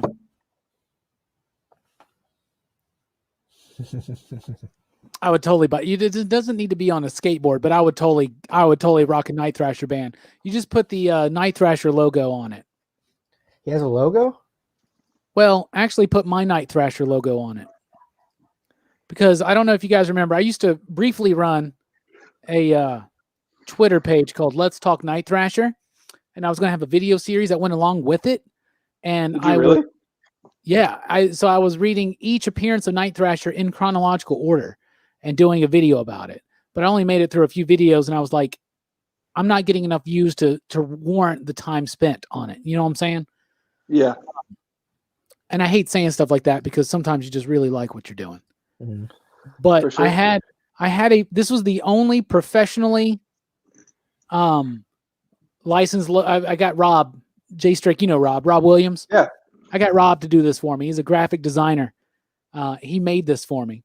And Nice. I almost want to, I want to bring it back as a podcast. I think that would be a cool idea. Almost maybe a live stream. We all read an issue of Night Thrasher and then get together and talk about it. I don't know, but I just really want to keep using the whole Let's Talk Night Thrasher thing. But the Let's Talk community kind of died out a little bit on Twitter, and I could foresee the end of it, and it just started getting embroiled with Twitter drama, which, surprise, is just something that happened. Yeah. Twitter drama, is that a thing? But my new YouTube obsession, to get away from toasters and vans, there's a YouTube channel. I got to give them a big shout out. It's called 3D Bot Racing or something. Hold on. What is it? 3D Bot Maker. That's what it is. 3D Bot Maker on YouTube, y'all. Oh my goodness. So let me. What is it? Are y'all hearing that? Did you hear that? No. I heard something. Okay, good thing. Let me share this real quick. So this is what it is. It's a racing YouTube channel, right? Mm-hmm. Do you see it right there? Yeah. And it's all Hot Wheels racing, like Hot Wheels cars and shit. Like the video game or like the actual No, car? it's real life. This dude has made like real tracks. You know what I'm saying? Yeah. And it's 3D Bot Maker right there. 164 diecast sports action racing. Dudes, I'm serious as hell. Like, I don't want to get us pulled off by like showing any of his stuff, but like his stuff is absolutely amazing, dude.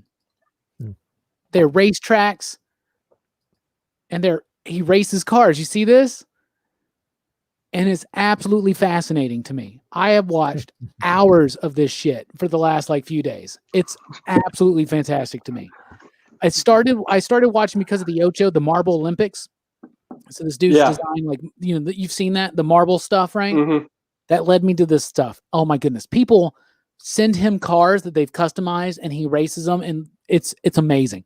Check it out. And it's all supremely filmed and edited. It looks like you're watching a real life sporting event, like with commentation and everything. Like it's with commentary and everything. It's absolutely fantastic. It reminds me of that N64 Hot Wheels game we used to play. Remember that? Oh, I used to love Crashing and Thrashing. Well, yeah. Or we used to laugh so hard whenever that announcer would just say something like that. Wheeling and squealing. Yeah, so much. Oh, I can't Joker Van vid you tonight, Easy Reader, because we're using a different program than I use for my solo streams. But trust me, Sunday night you'll see plenty of that Joker Van video.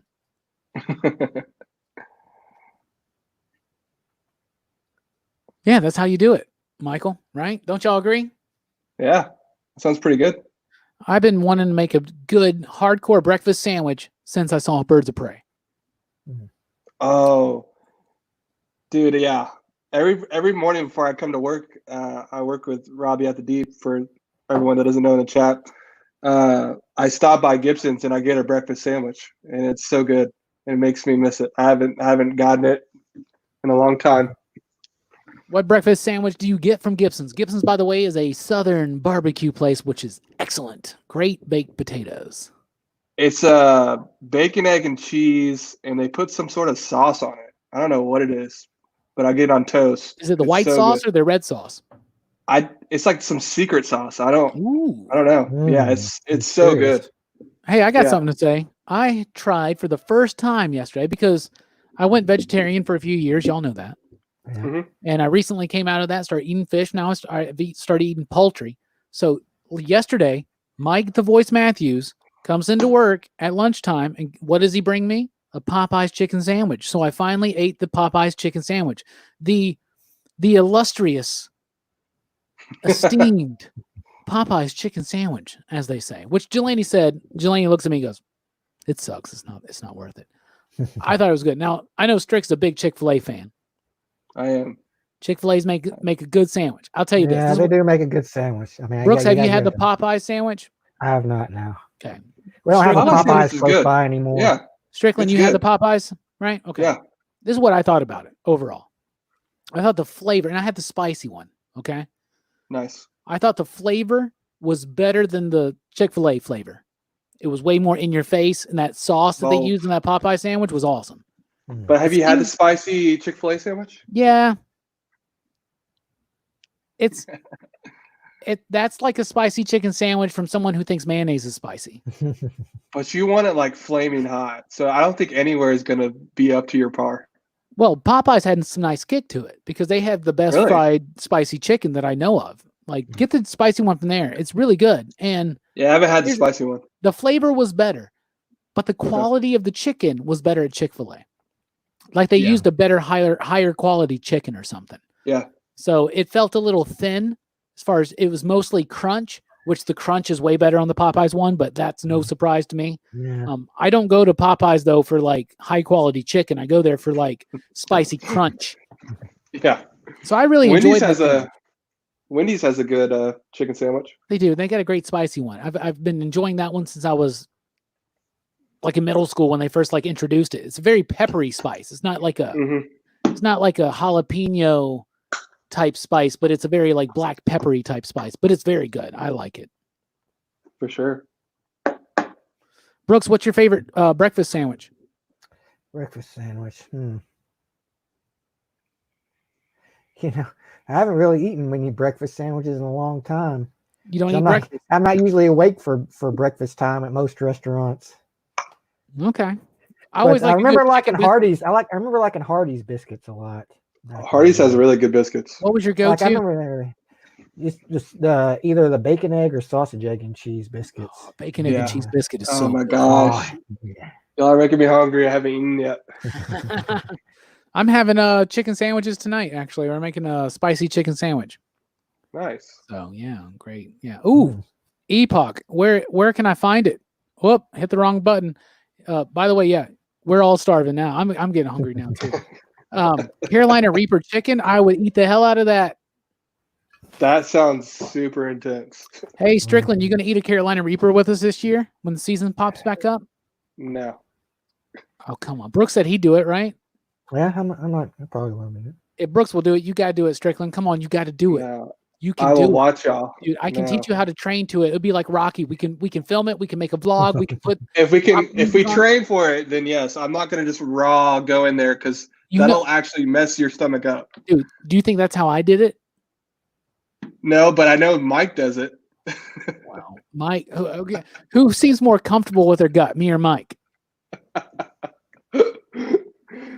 After I ate the Carolina Reaper, I had 2.5 intense moments of pain later on that night.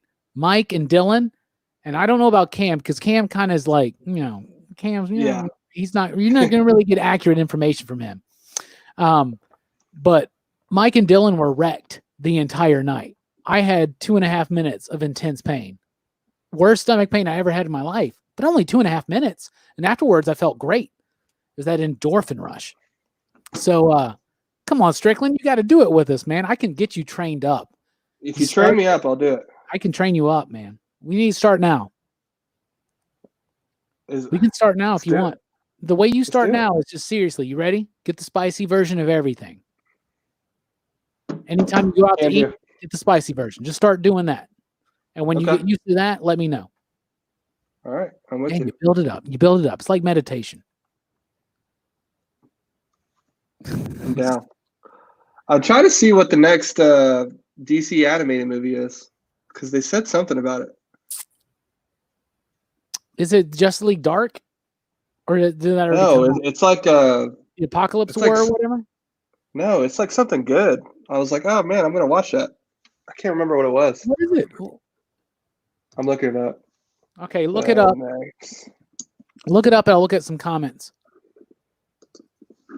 What? We've already seen that one. I would love to see a Dark Knight Returns style late in life Night Thrasher story, late afternoon Thrasher. I appreciate old man Night Thrasher on a skateboard. I would appreciate the joke there, but I would actually legitimately not only like to see that story, I'd like to write it. But the culmination of my 5-year Blade plan culminates in Old Man Blade, so I don't really know if who would be like old Night Thrasher's like superhero nemesis though. Maybe Iron Man, old Iron Man, No, old it'd be Thor. Midnight Fire. You just showed your ignorance on Night Thrasher by not knowing his arch rival. Come on, it's Midnight's Fire. Come on, man. What's wrong with you? Midnight's Fire was Silhouette in the middle. Do you even know what I'm talking about? You ever read those New Warriors books? I'm not well versed. Well, I'm not some kind of Night Thrasher lore. I'm not some kind of Night Thrasher poser like you are, Brooks. Mikey's got his favorite breakfast sandwich, ham and cheese between 2 frosted blueberry Pop-Tarts. Do you guys remember the like they would do like a ham and cheese, bacon and cheese, like breakfast sandwich Pop-Tart type thing that they would make? Remember those? Yeah, with like eggs and bacon. They had eggs and bacon or whatever. Yeah, and you put them. They look like Pop-Tarts, but they had eggs and bacon in them. And you were frozen. You would put them in your toaster. Those I used to eat those when I was a kid. I remember those. That sounds super. I remember the first time I had a McGriddle, and I was like, "This is crazy. It's like 2 pancakes and eggs and cheese. It's so weird." The lead up to the McGriddle was crazy, dude. It was hype. They were hyping the shit out of the McGriddle, and I was like, "Hell yeah, I get it now." And then, like after your third one, you're like, "Yeah, I don't want all my breakfast sandwiches to taste sweet." No, but that's just. I found it. It's This is a comment for you, Strickland. Chick-fil-A sauce is crack. Facts. There's no release date, but they're working on Superman Fights the Klan for an animated movie. Oh, that's really cool. Yeah. Yeah. That's a great comic book, man. Yeah, I really like it. It really is. It was super dope. That's the kind of comic that you should children should be reading, like here, this is why racism is bad, kids. Seriously. Remember that? Remember racism is bad. The first comic I read was freaking Kyle Rayner's girlfriend getting chopped up into the refrigerator. So. Oh damn, that's the first one you read? Yeah, I was like, that's intense. I was like 7. Coin a whole term. The new Blade is what's his name? Mahershala Ali, right? Mahershala Ali, I think. Mahershala Ali. The last, yeah, that's it. You got it. So they're doing a Blade I'm movie? super. Yes, I'm ready for it. Me too. Ali is getting pushed back. Ali is it's going to get pushed back now. They just announced Doctor Strange getting pushed back to 2022, but they also just lost a director and gained a new one. Brooks, I don't know if you heard this. Sam Raimi is directing the new Doctor Strange movie. Oh, really? Yeah. I'm very excited about that. Yeah, you'll throw the Necronomicon in there. Doctor Strange finds a Necronomicon. Possibly. This is Mahershala Ali. He played Cottonmouth. Yeah. He played Cottonmouth. Yeah, he's going to be the new Blade. There are more dangerous things out tonight than vampires. Like what? Like me. I like this. Look at that. I never saw him in what's that movie? Battle Angel. Alita, yeah, he was good in that too. He was one of the villains. Look at that and tell me that you can't envision that though. That looks badass. Yeah. That looks so good, dude. I'm excited. I want a solo Blade comic, man, but I know they won't probably release anything until closer toward the movie. That's a nice Photoshop. There needs to be a new Blade comic book, and they'll probably get one when they have the movie about to come out. But y'all, I keep saying this. I'll say this every opportunity because I really want this gig. Marvel, if you're watching, anybody at Marvel, I've got a 5-year plan on Blade that will blow your fucking mind. And you can even make a crossover out of it. Does it have the Blade, Luke Cage, Iron Fist crossover? No. Do you remember that though? Yeah. That was probably a bit much. I still think I tried to do. I think you're too ambitious with that one. So back in the early 2000s. Back in the early 2000s. An idea for a Luke Cage, Iron Fist Blade story. My idea was to make it like so those Gene Wilder, Richard Pryor films? Yes. My idea was to apply that to Luke Cage and Iron Fist. But the basic gist I thought was cool. Heroes for Hire is no longer very needed, right? Because you got Spider-Man, the Fantastic Four, the Avengers, the X-Men. There's so many heroes all over the place in New York right now taking care of shit, right? So my idea was that Heroes for Hire, they do go wherever the money is, and they get hired to guard a suburban neighborhood. Yeah. That was my idea. But I wrote a bunch of like grape soda jokes in it. There was going to be like a disconnection with I was going to use Luke and Danny as a commentary on just the I don't know. I don't know how to say that. A commentary on racism and stereotypes, I should say. Okay.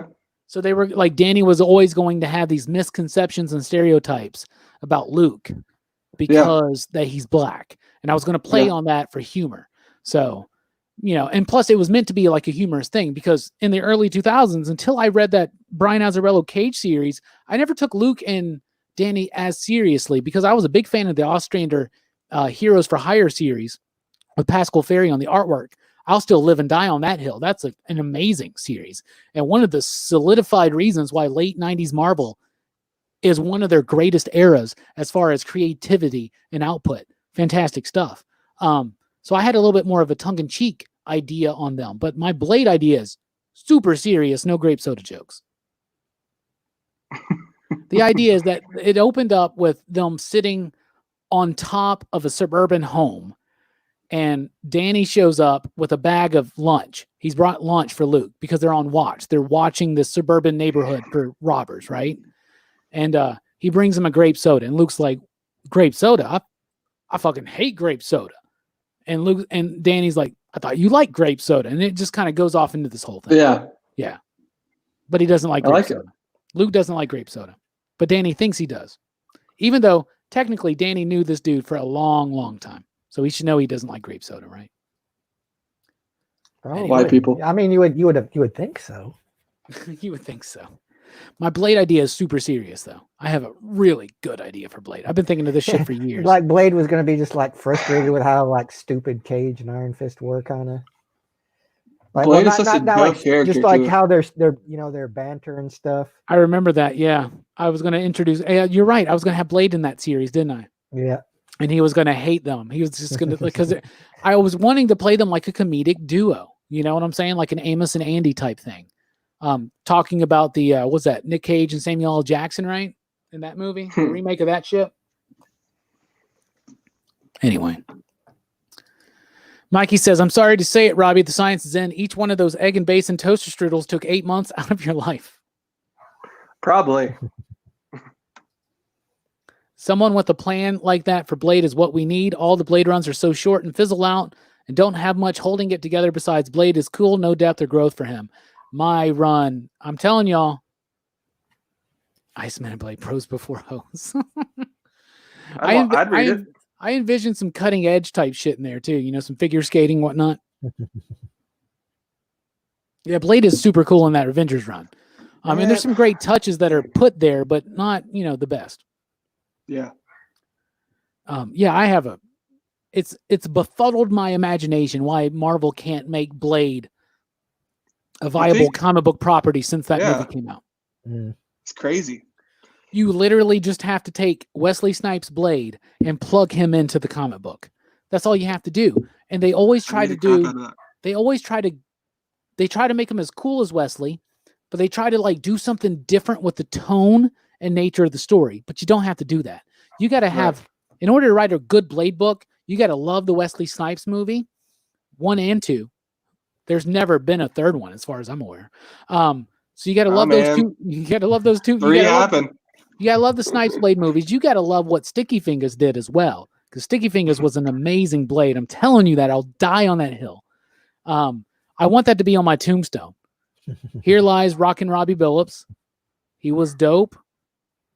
And he thought Sticky Fingers was a great Blade. Or just Rockin Robbie Billups. He thought Sticky Fingers was a great Blade. Wouldn't that be really funny? And like people 100 years from now will be like, what the hell they're talking about? I don't even understand.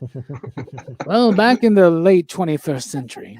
They'll have to look it up on their like glasses or whatever. They just think it would give like there would actually be like some kind of like hollow infogram that would pop up, right there 3D, because you got these like lenses implanted from birth in your eye or something like Riddick.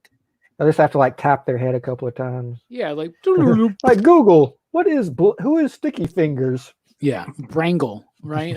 Something like that. What the hell was I saying? We're talking about Blade. Blade's the coolest. Oh, but you have to have a healthy respect for those Snipes movies, the modern Blade, but you have to have a healthy respect for 70s horror at Marvel, in particular Tomb of Dracula. You got to understand the They're bringing nuance of back that. Werewolf by Night too, aren't they? Yeah, but it's going to be a teenager. Yeah, so it's going to be like a Teen Wolf kind of drama. I don't know. If it's like Teen Wolf, that's fine, but I just don't know how they're going to, like, first of all, take it seriously. Don't make it jokey, okay? And second of all, you got to have a respect for what Marvel did in the 70s with their horror titles. Those books were amazing. Hero. Yeah, they're bringing back the vampires again, kind of in the X books a little bit too. Like they have Dracula building up his kingdom in that ruined area or whatever. Yeah. In Soviet Russia. I'm excited to see what the Marvel universe, including Hickman and Aaron, are going to be doing with Dracula and all that. But you got to respect the 70s stuff. You got to understand that. You got to understand what worked back then and how you can translate that today with a little bit of that Mike Mignola influence, man. I want a Blade book to be action-packed. I want Blade to be super cool. I want the stories to be gradually epic, but I also want it to be legitimately atmospheric and creepy. Agreed. My first story takes place in New Orleans. Stop. He keeps dropping hints, man. Yeah. I got it laid out. My first exposure to Blade was the Spider-Man animated show. Hell yeah, man. That was he was badass. Like, he was awesome. I got that action figure, man. I wish I had a motorcycle. As a kid, I was like in Neighbor. I was like, dude, I want to be Blade. What about you, Brooks? What was the first Blade you saw? Probably would have been the movie, I think. The first Snipes movie. You never saw him. You never remember him from the Spider-Man animated series? I remember in there, but I think I saw the movie first. Okay. I'm not sure. Nice. Night Stalkers was my first introduction. The 90s Marvel series that tied into Sons like Morbius and Ghost Rider. And the Night Stalker, Darkhold. Hell yeah. I have that entire run. That's cool, Blade Run, no solo Blade Run is really legitimately good. I think that's a tragedy. This is crazy. Yeah, it's just, I want to like fight someone about it. All right. Give Blade to Jason Aaron. I'm sure he could do something good. Give it to me. Give it to Donnie Cates. Jason Aaron's too big for Blade right now, I think. I don't think so. Blade's a character. I mean, Jason Aaron started out in Wolverine. Started out. Well, as far as I remember. Started out. And then worked his way up. That's how they do it at Marvel. They start you with something like that, then they work your way up. If I did a successful 5-year run of Blade, then they were like, yeah, we want to give you the Avengers. I'd be like, nah, I ain't got any ideas. I ain't got any ideas for the Avengers. People all the time are like, don't you want to write the Fantastic Four? And I'm like, no, I want to read the Fantastic Four. I don't want to write it. But I have some ideas that are starting to spark around for Aquaman. So I want to do a 5-year run on Blade that has everybody talking about how Blade's become the must read at Marvel. Then Marvel's like, we'll give you the keys to the kingdom. And then DC's going to be like, we'll give you more. What do you want to do? And I'll go Aquaman. And then I jump over to DC and do Aquaman. I like you got it all planned out. That's my plan right now. That's my vision. But I'm more excited about some of the independent titles I have in my head. Vampire stories and fantasy angel stories and post-apocalyptic sci-fi fantasy stories and all kinds of craziness. So got a lot more excitement there. Let's do show and tell. Y'all ready for that?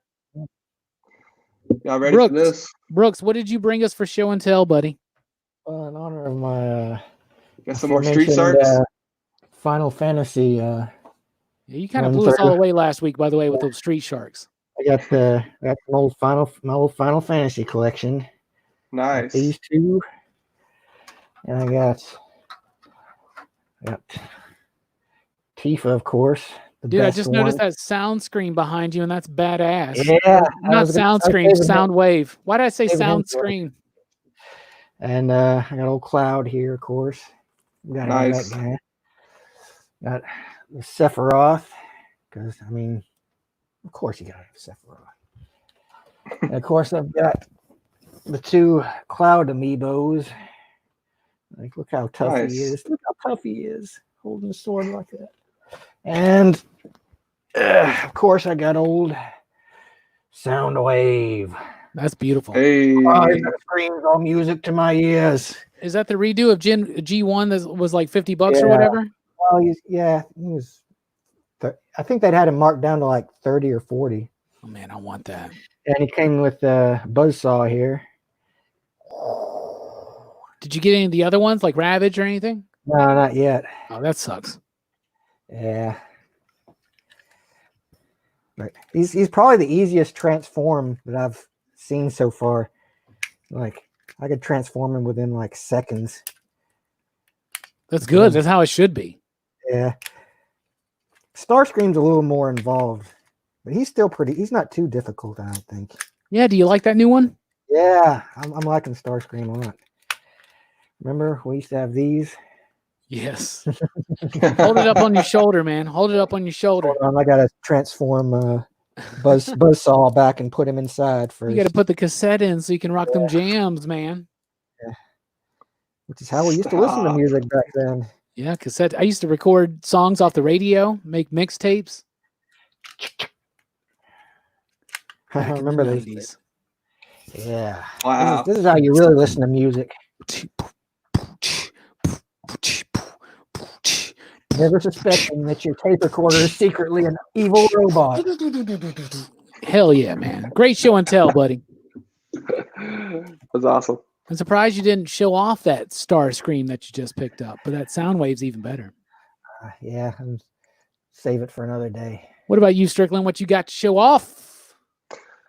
Yeah, you saw a bunch of things. I opened a bunch of Show things me today. You what saw you the got. pops. This is a cool one. It's a Spider-Man's mini from the statue game. from it's the PlayStation game, Robbie. It's awesome. I know you're not a big video game guy, but this game was like amazing. Yeah, Hey, I'm another playing reason with to it get a now that I've got PlayStation. PS4. Like that's one of the ones I'm planning to get eventually. That It and the is God so of War. good. There's a lot of Kingpin in the game, so it's really fun. And then I opened my McFarlane Nightwing. Nice. Pose that, man. How's it look all posed? Has it got nice articulation and whatnot? Yeah. Looks good. Because your pose you got, it's pretty boring right now, to be honest. It came with this trading card too. Oh, how old school. That's super cool. It's got his stats too on the back. Dude, that's even cool. Me and Brooks remember that shit. Height 5'10", weight 175. Nightwing's the same height as me? It's like, why do I need to know that? That's nice, man. That's nice. Yeah, man. Is that all you got? Yeah, that's all I got. That's fantastic stuff. I'm sure you wanted to show off them pops too, and we already mentioned them, right? Yeah.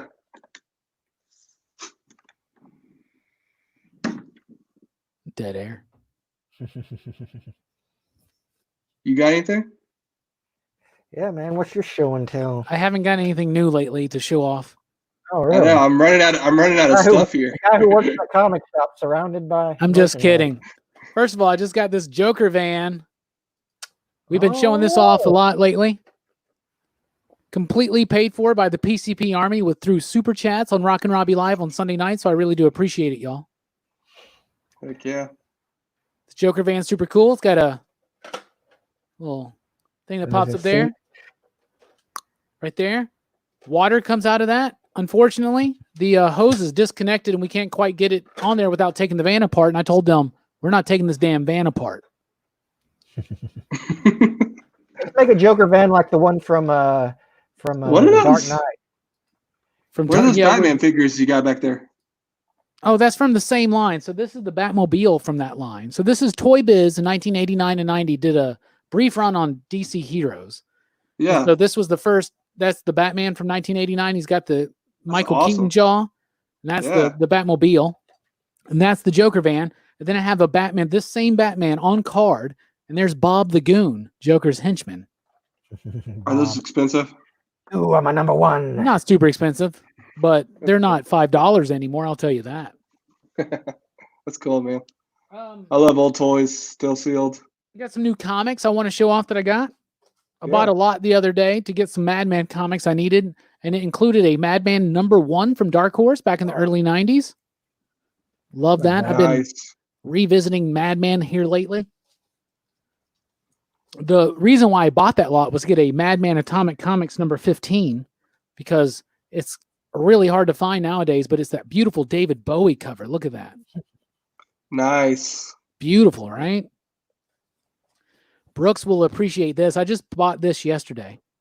X-Men Annual number 9. Oh, nice. It's when Storm lifts Mjolnir. Oh, really? Yeah, look at that. I didn't know that Storm ever lifted Mjolnir. Yeah, she did. And look, that's Art Adams and Walt Simonson. Huh. She is worthy. She is worthy.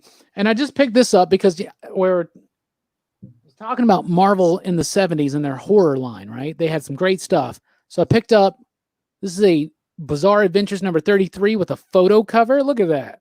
Oh, wow. That's awesome. Tomb of Dracula, Haunt of Horror, Tales of the Zombie, Vault of Evil. Really fun, cool stuff. Love it. As far as action figures go, just bought this one. Brooks, you already have this, but I just finally bought my Trap Jaw. Nice. We're going to open that up Sunday night on Rockin Robbie Live. It's got lots of arms and stuff. Do you like this figure, Brooks? Yeah, I thought he was pretty cool. I like the kind of the variety you have with him. Nice. Like, yeah. I see you with the Golden Grams. With the what? Oh yeah, Golden Grams. Yeah, up there. I haven't been buying too much cereal because they keep running out of certain cereals at my store. I know. It's frustrating. I try to go in there and only buy what I need, and let's be honest, I don't need any more cereal. But it's true.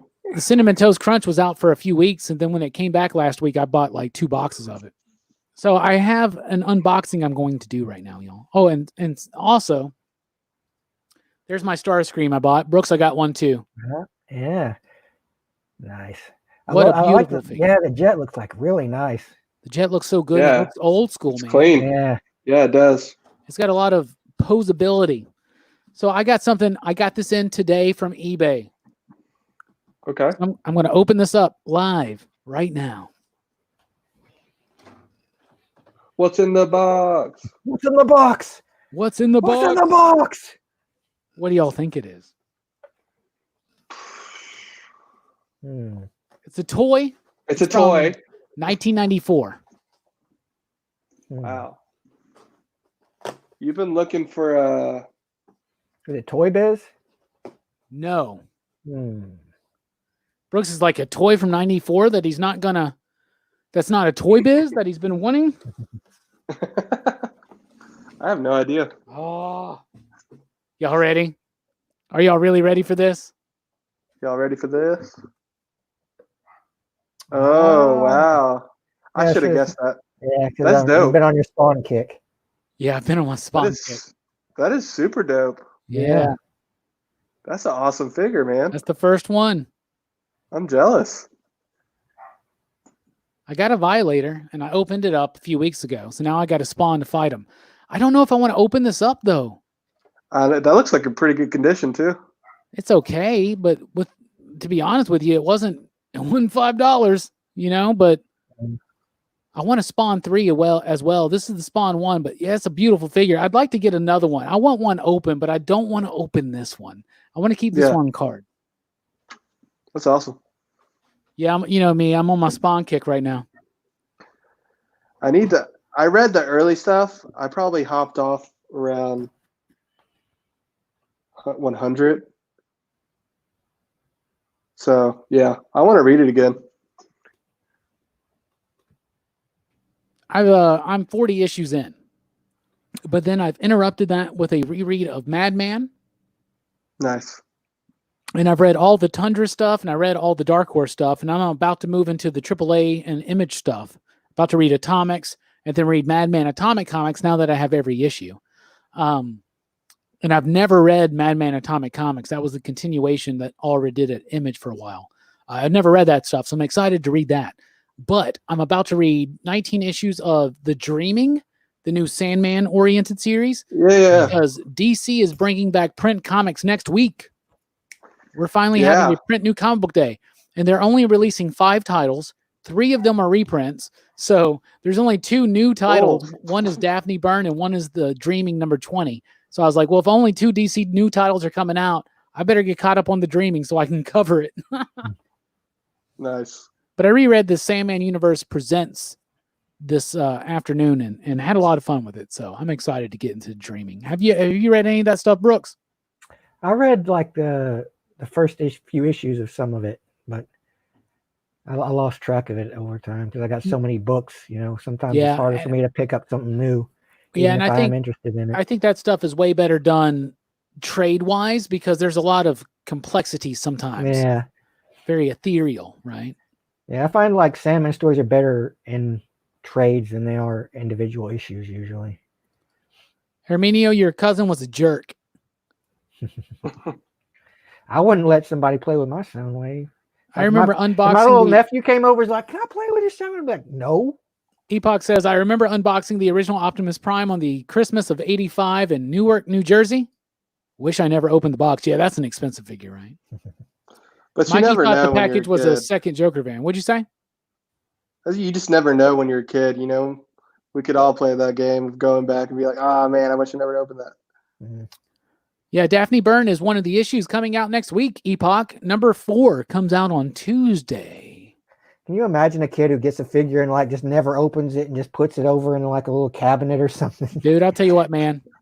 My granny, she always told me, don't open any of your action figures because they'll be worth money one day. And I was like, no, they're not.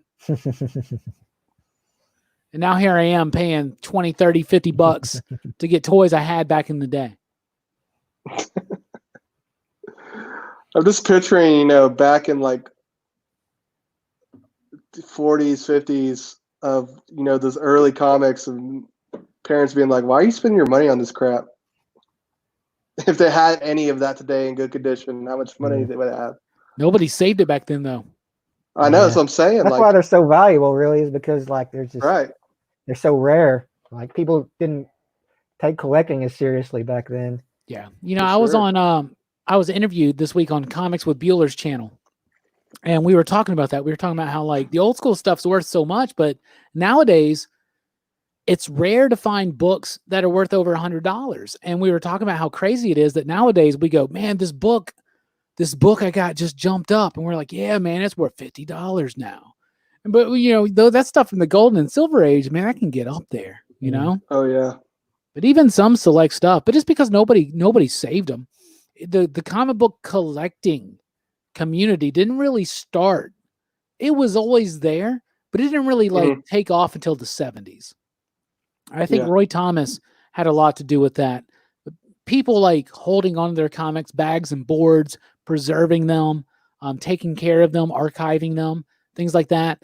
In the 60s and definitely in the 50s, 40s, and 30s, they were just magazines. You'd pick them up, you'd read them. It was like a TV guide. You'd read it for a week and you throw it away. Give it away. Just no big deal.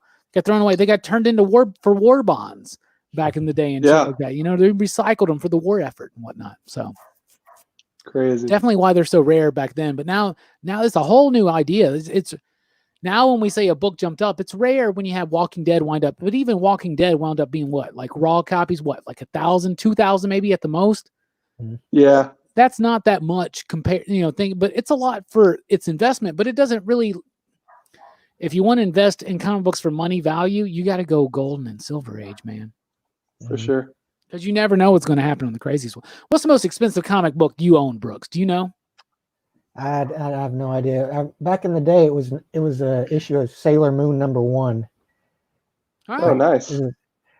Yeah, but I don't know if that still stands. I may have something that's worth more might. now. That's the super popular show still, right? And they're actually putting it up starting very soon on YouTube for free. Oh, really? Yeah, you'll be able to watch it all for free on YouTube very soon. I wouldn't mind rewatching those, actually. I actually kind of liked Sailor Moon, like the early seasons.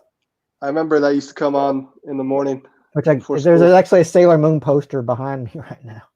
Yes, there is. I see it. What about you, Strick? Do you know what your most valuable comic is in your collection? Is it a Power Rangers book? No, right now I have First Deadpool, but I think, are we talking comic ever or just right now? Right now, it'd probably currently. What is Deadpool one like? You have in your possession. 200? Well, it depends on the grade. You got a nice copy of it? Yeah, it's probably like Why do you have that? I have so many random books from over the years that I've just kind of held on to because I'm like I don't know. To me, comics is like old comics or first appearances is like currency. Like to me, it's something I want to leave my kids if I ever have any. You know what I'm saying? Yeah, that's why I I'm just- don't know anything about the value of comics, is because I'm holding I on don't to care like a about bunch that of really. right, Like, there's I'm no holding on to price a bunch tag of crap. on my comics really. Right. If I see something I can get a good deal for it, I'll just hold on to it. If I didn't invest a lot of money into it, you know what I'm saying? Yeah. So yeah, I don't really flip books or anything. I just read comics That's for the so joy of random them. that you got a first appearance of Deadpool, man. I do. That's so random. I Like, got why a lot of don't? random Why, stuff. I know you're more of a Gambit fan. Why have you not sold that to get a Gambit first appearance yet? I have a Gambit. Oh, well, then there you go.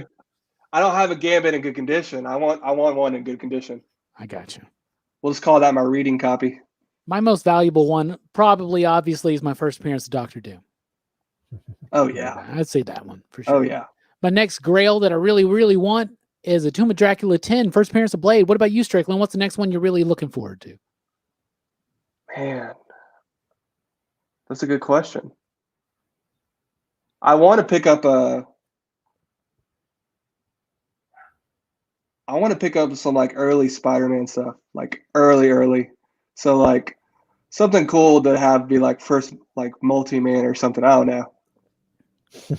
Something old school. Yeah, you can get a first appearance of Molten Man. I got one. We can sell it to you pretty cheap. We've had it for years. Nobody cares. No, I don't want. Yeah, you know the one copy is a 1.8. Right. Yeah, we've had that for like 10 plus years. Mikey says, does anyone have an X-Men #1 by Jim Lee? I can't seem to find one anywhere. If you're willing to pay up to $500. Man, I've got a few for you, buddy. I've got never a find few anybody for you. willing to part with that. I'll even sell you the rare gatefold cover for $600. I know one I want that I've always wanted and never can find a good one in good condition is Giant Size X-Men. Oh yeah, right. That would be an awesome one to have. That's one just like first appearance of Punisher and first appearance of Wolverine from the Bronze Age. Just keep going up. Yeah. It will never come down. It will just keep going up. What about you, Brooks? What's something key that you would love to have in your collection? And don't forget, Brooks, you got a birthday coming up, so you better lay them seeds right now. You got a birthday in September. Mine's next month, though. Mine's Robbie Week, by the way, is approaching, y'all. So I'm expecting. How's that going to work? It might have to be virtual, but we're doing it. Well, I'm not really much a collector per se, but one that, like, if I did come across it, I would consider would be the first appearance of Rogue.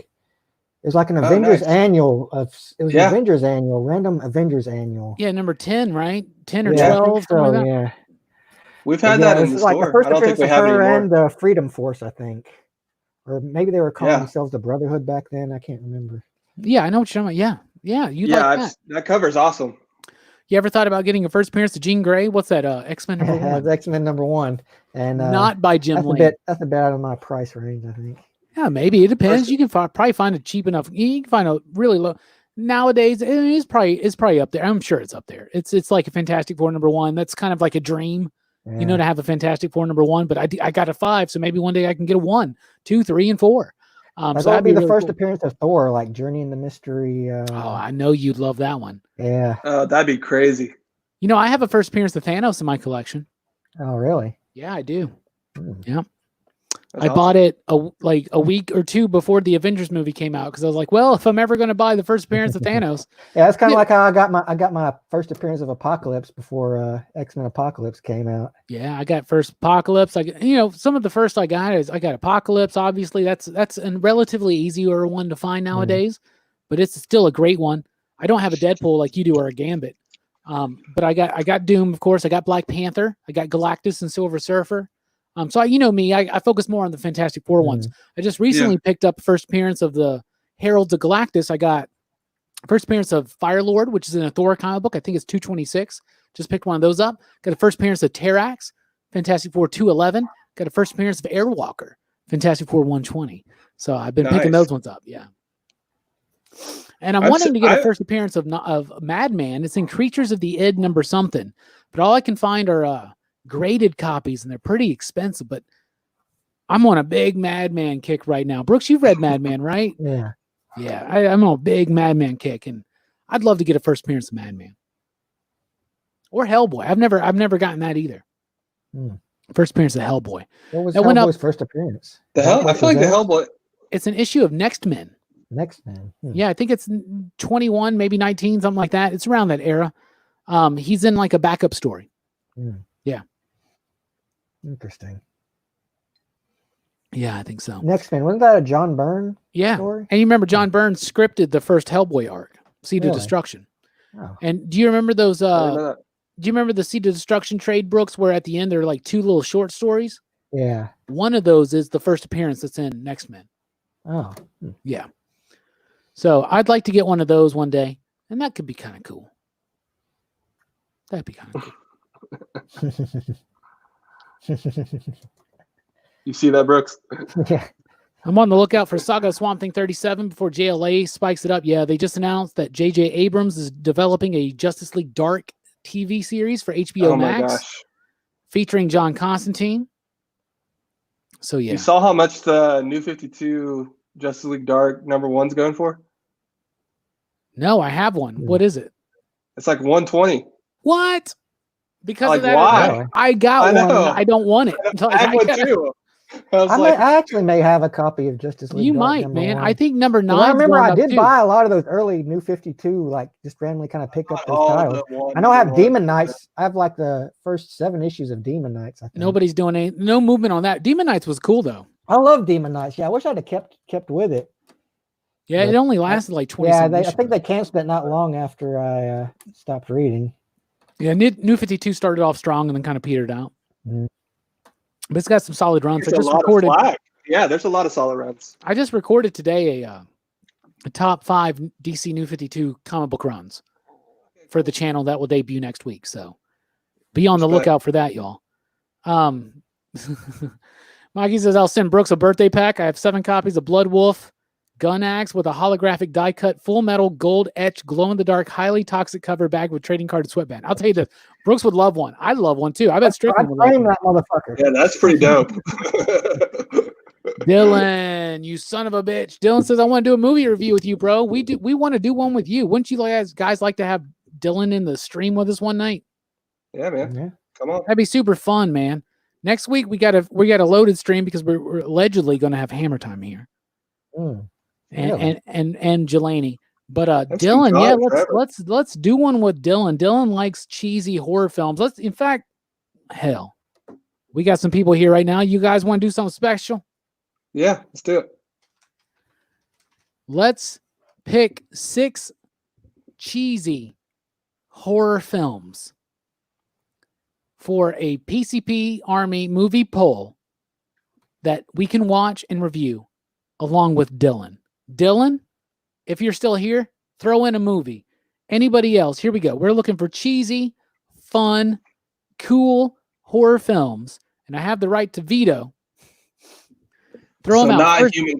First 6 I see. Yeah, we're not going to do anything like that. First 6 that we see that I approve of, we're going to put on the poll.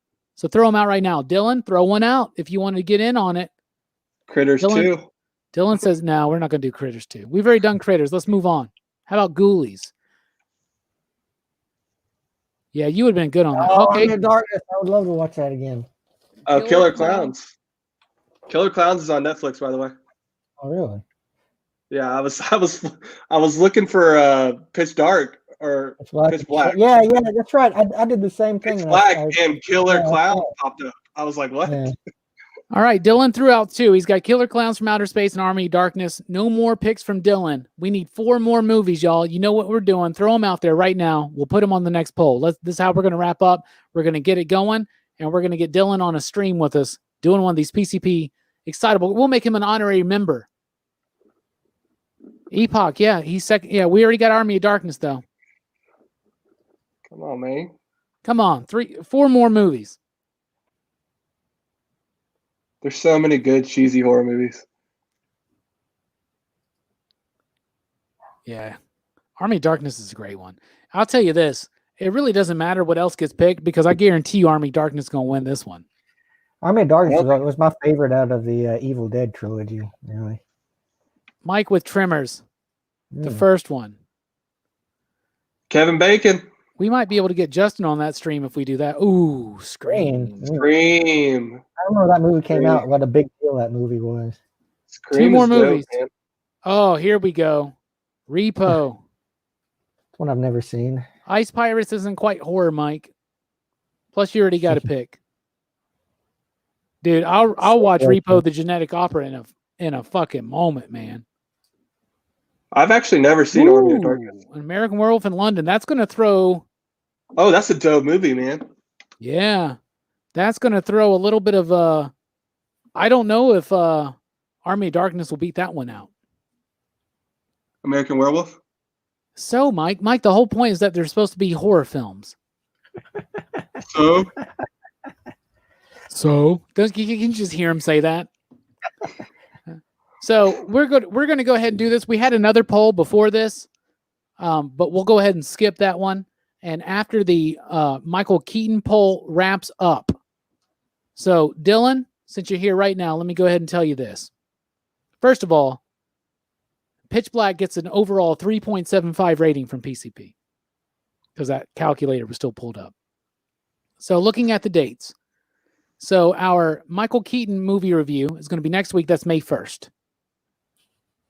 So that means that the poll that we just put together, we'll do that on May 1st, which is the week right before my birthday. So I'm going to be on Dylan's channel, by the way, tomorrow night, starting at 11 p.m.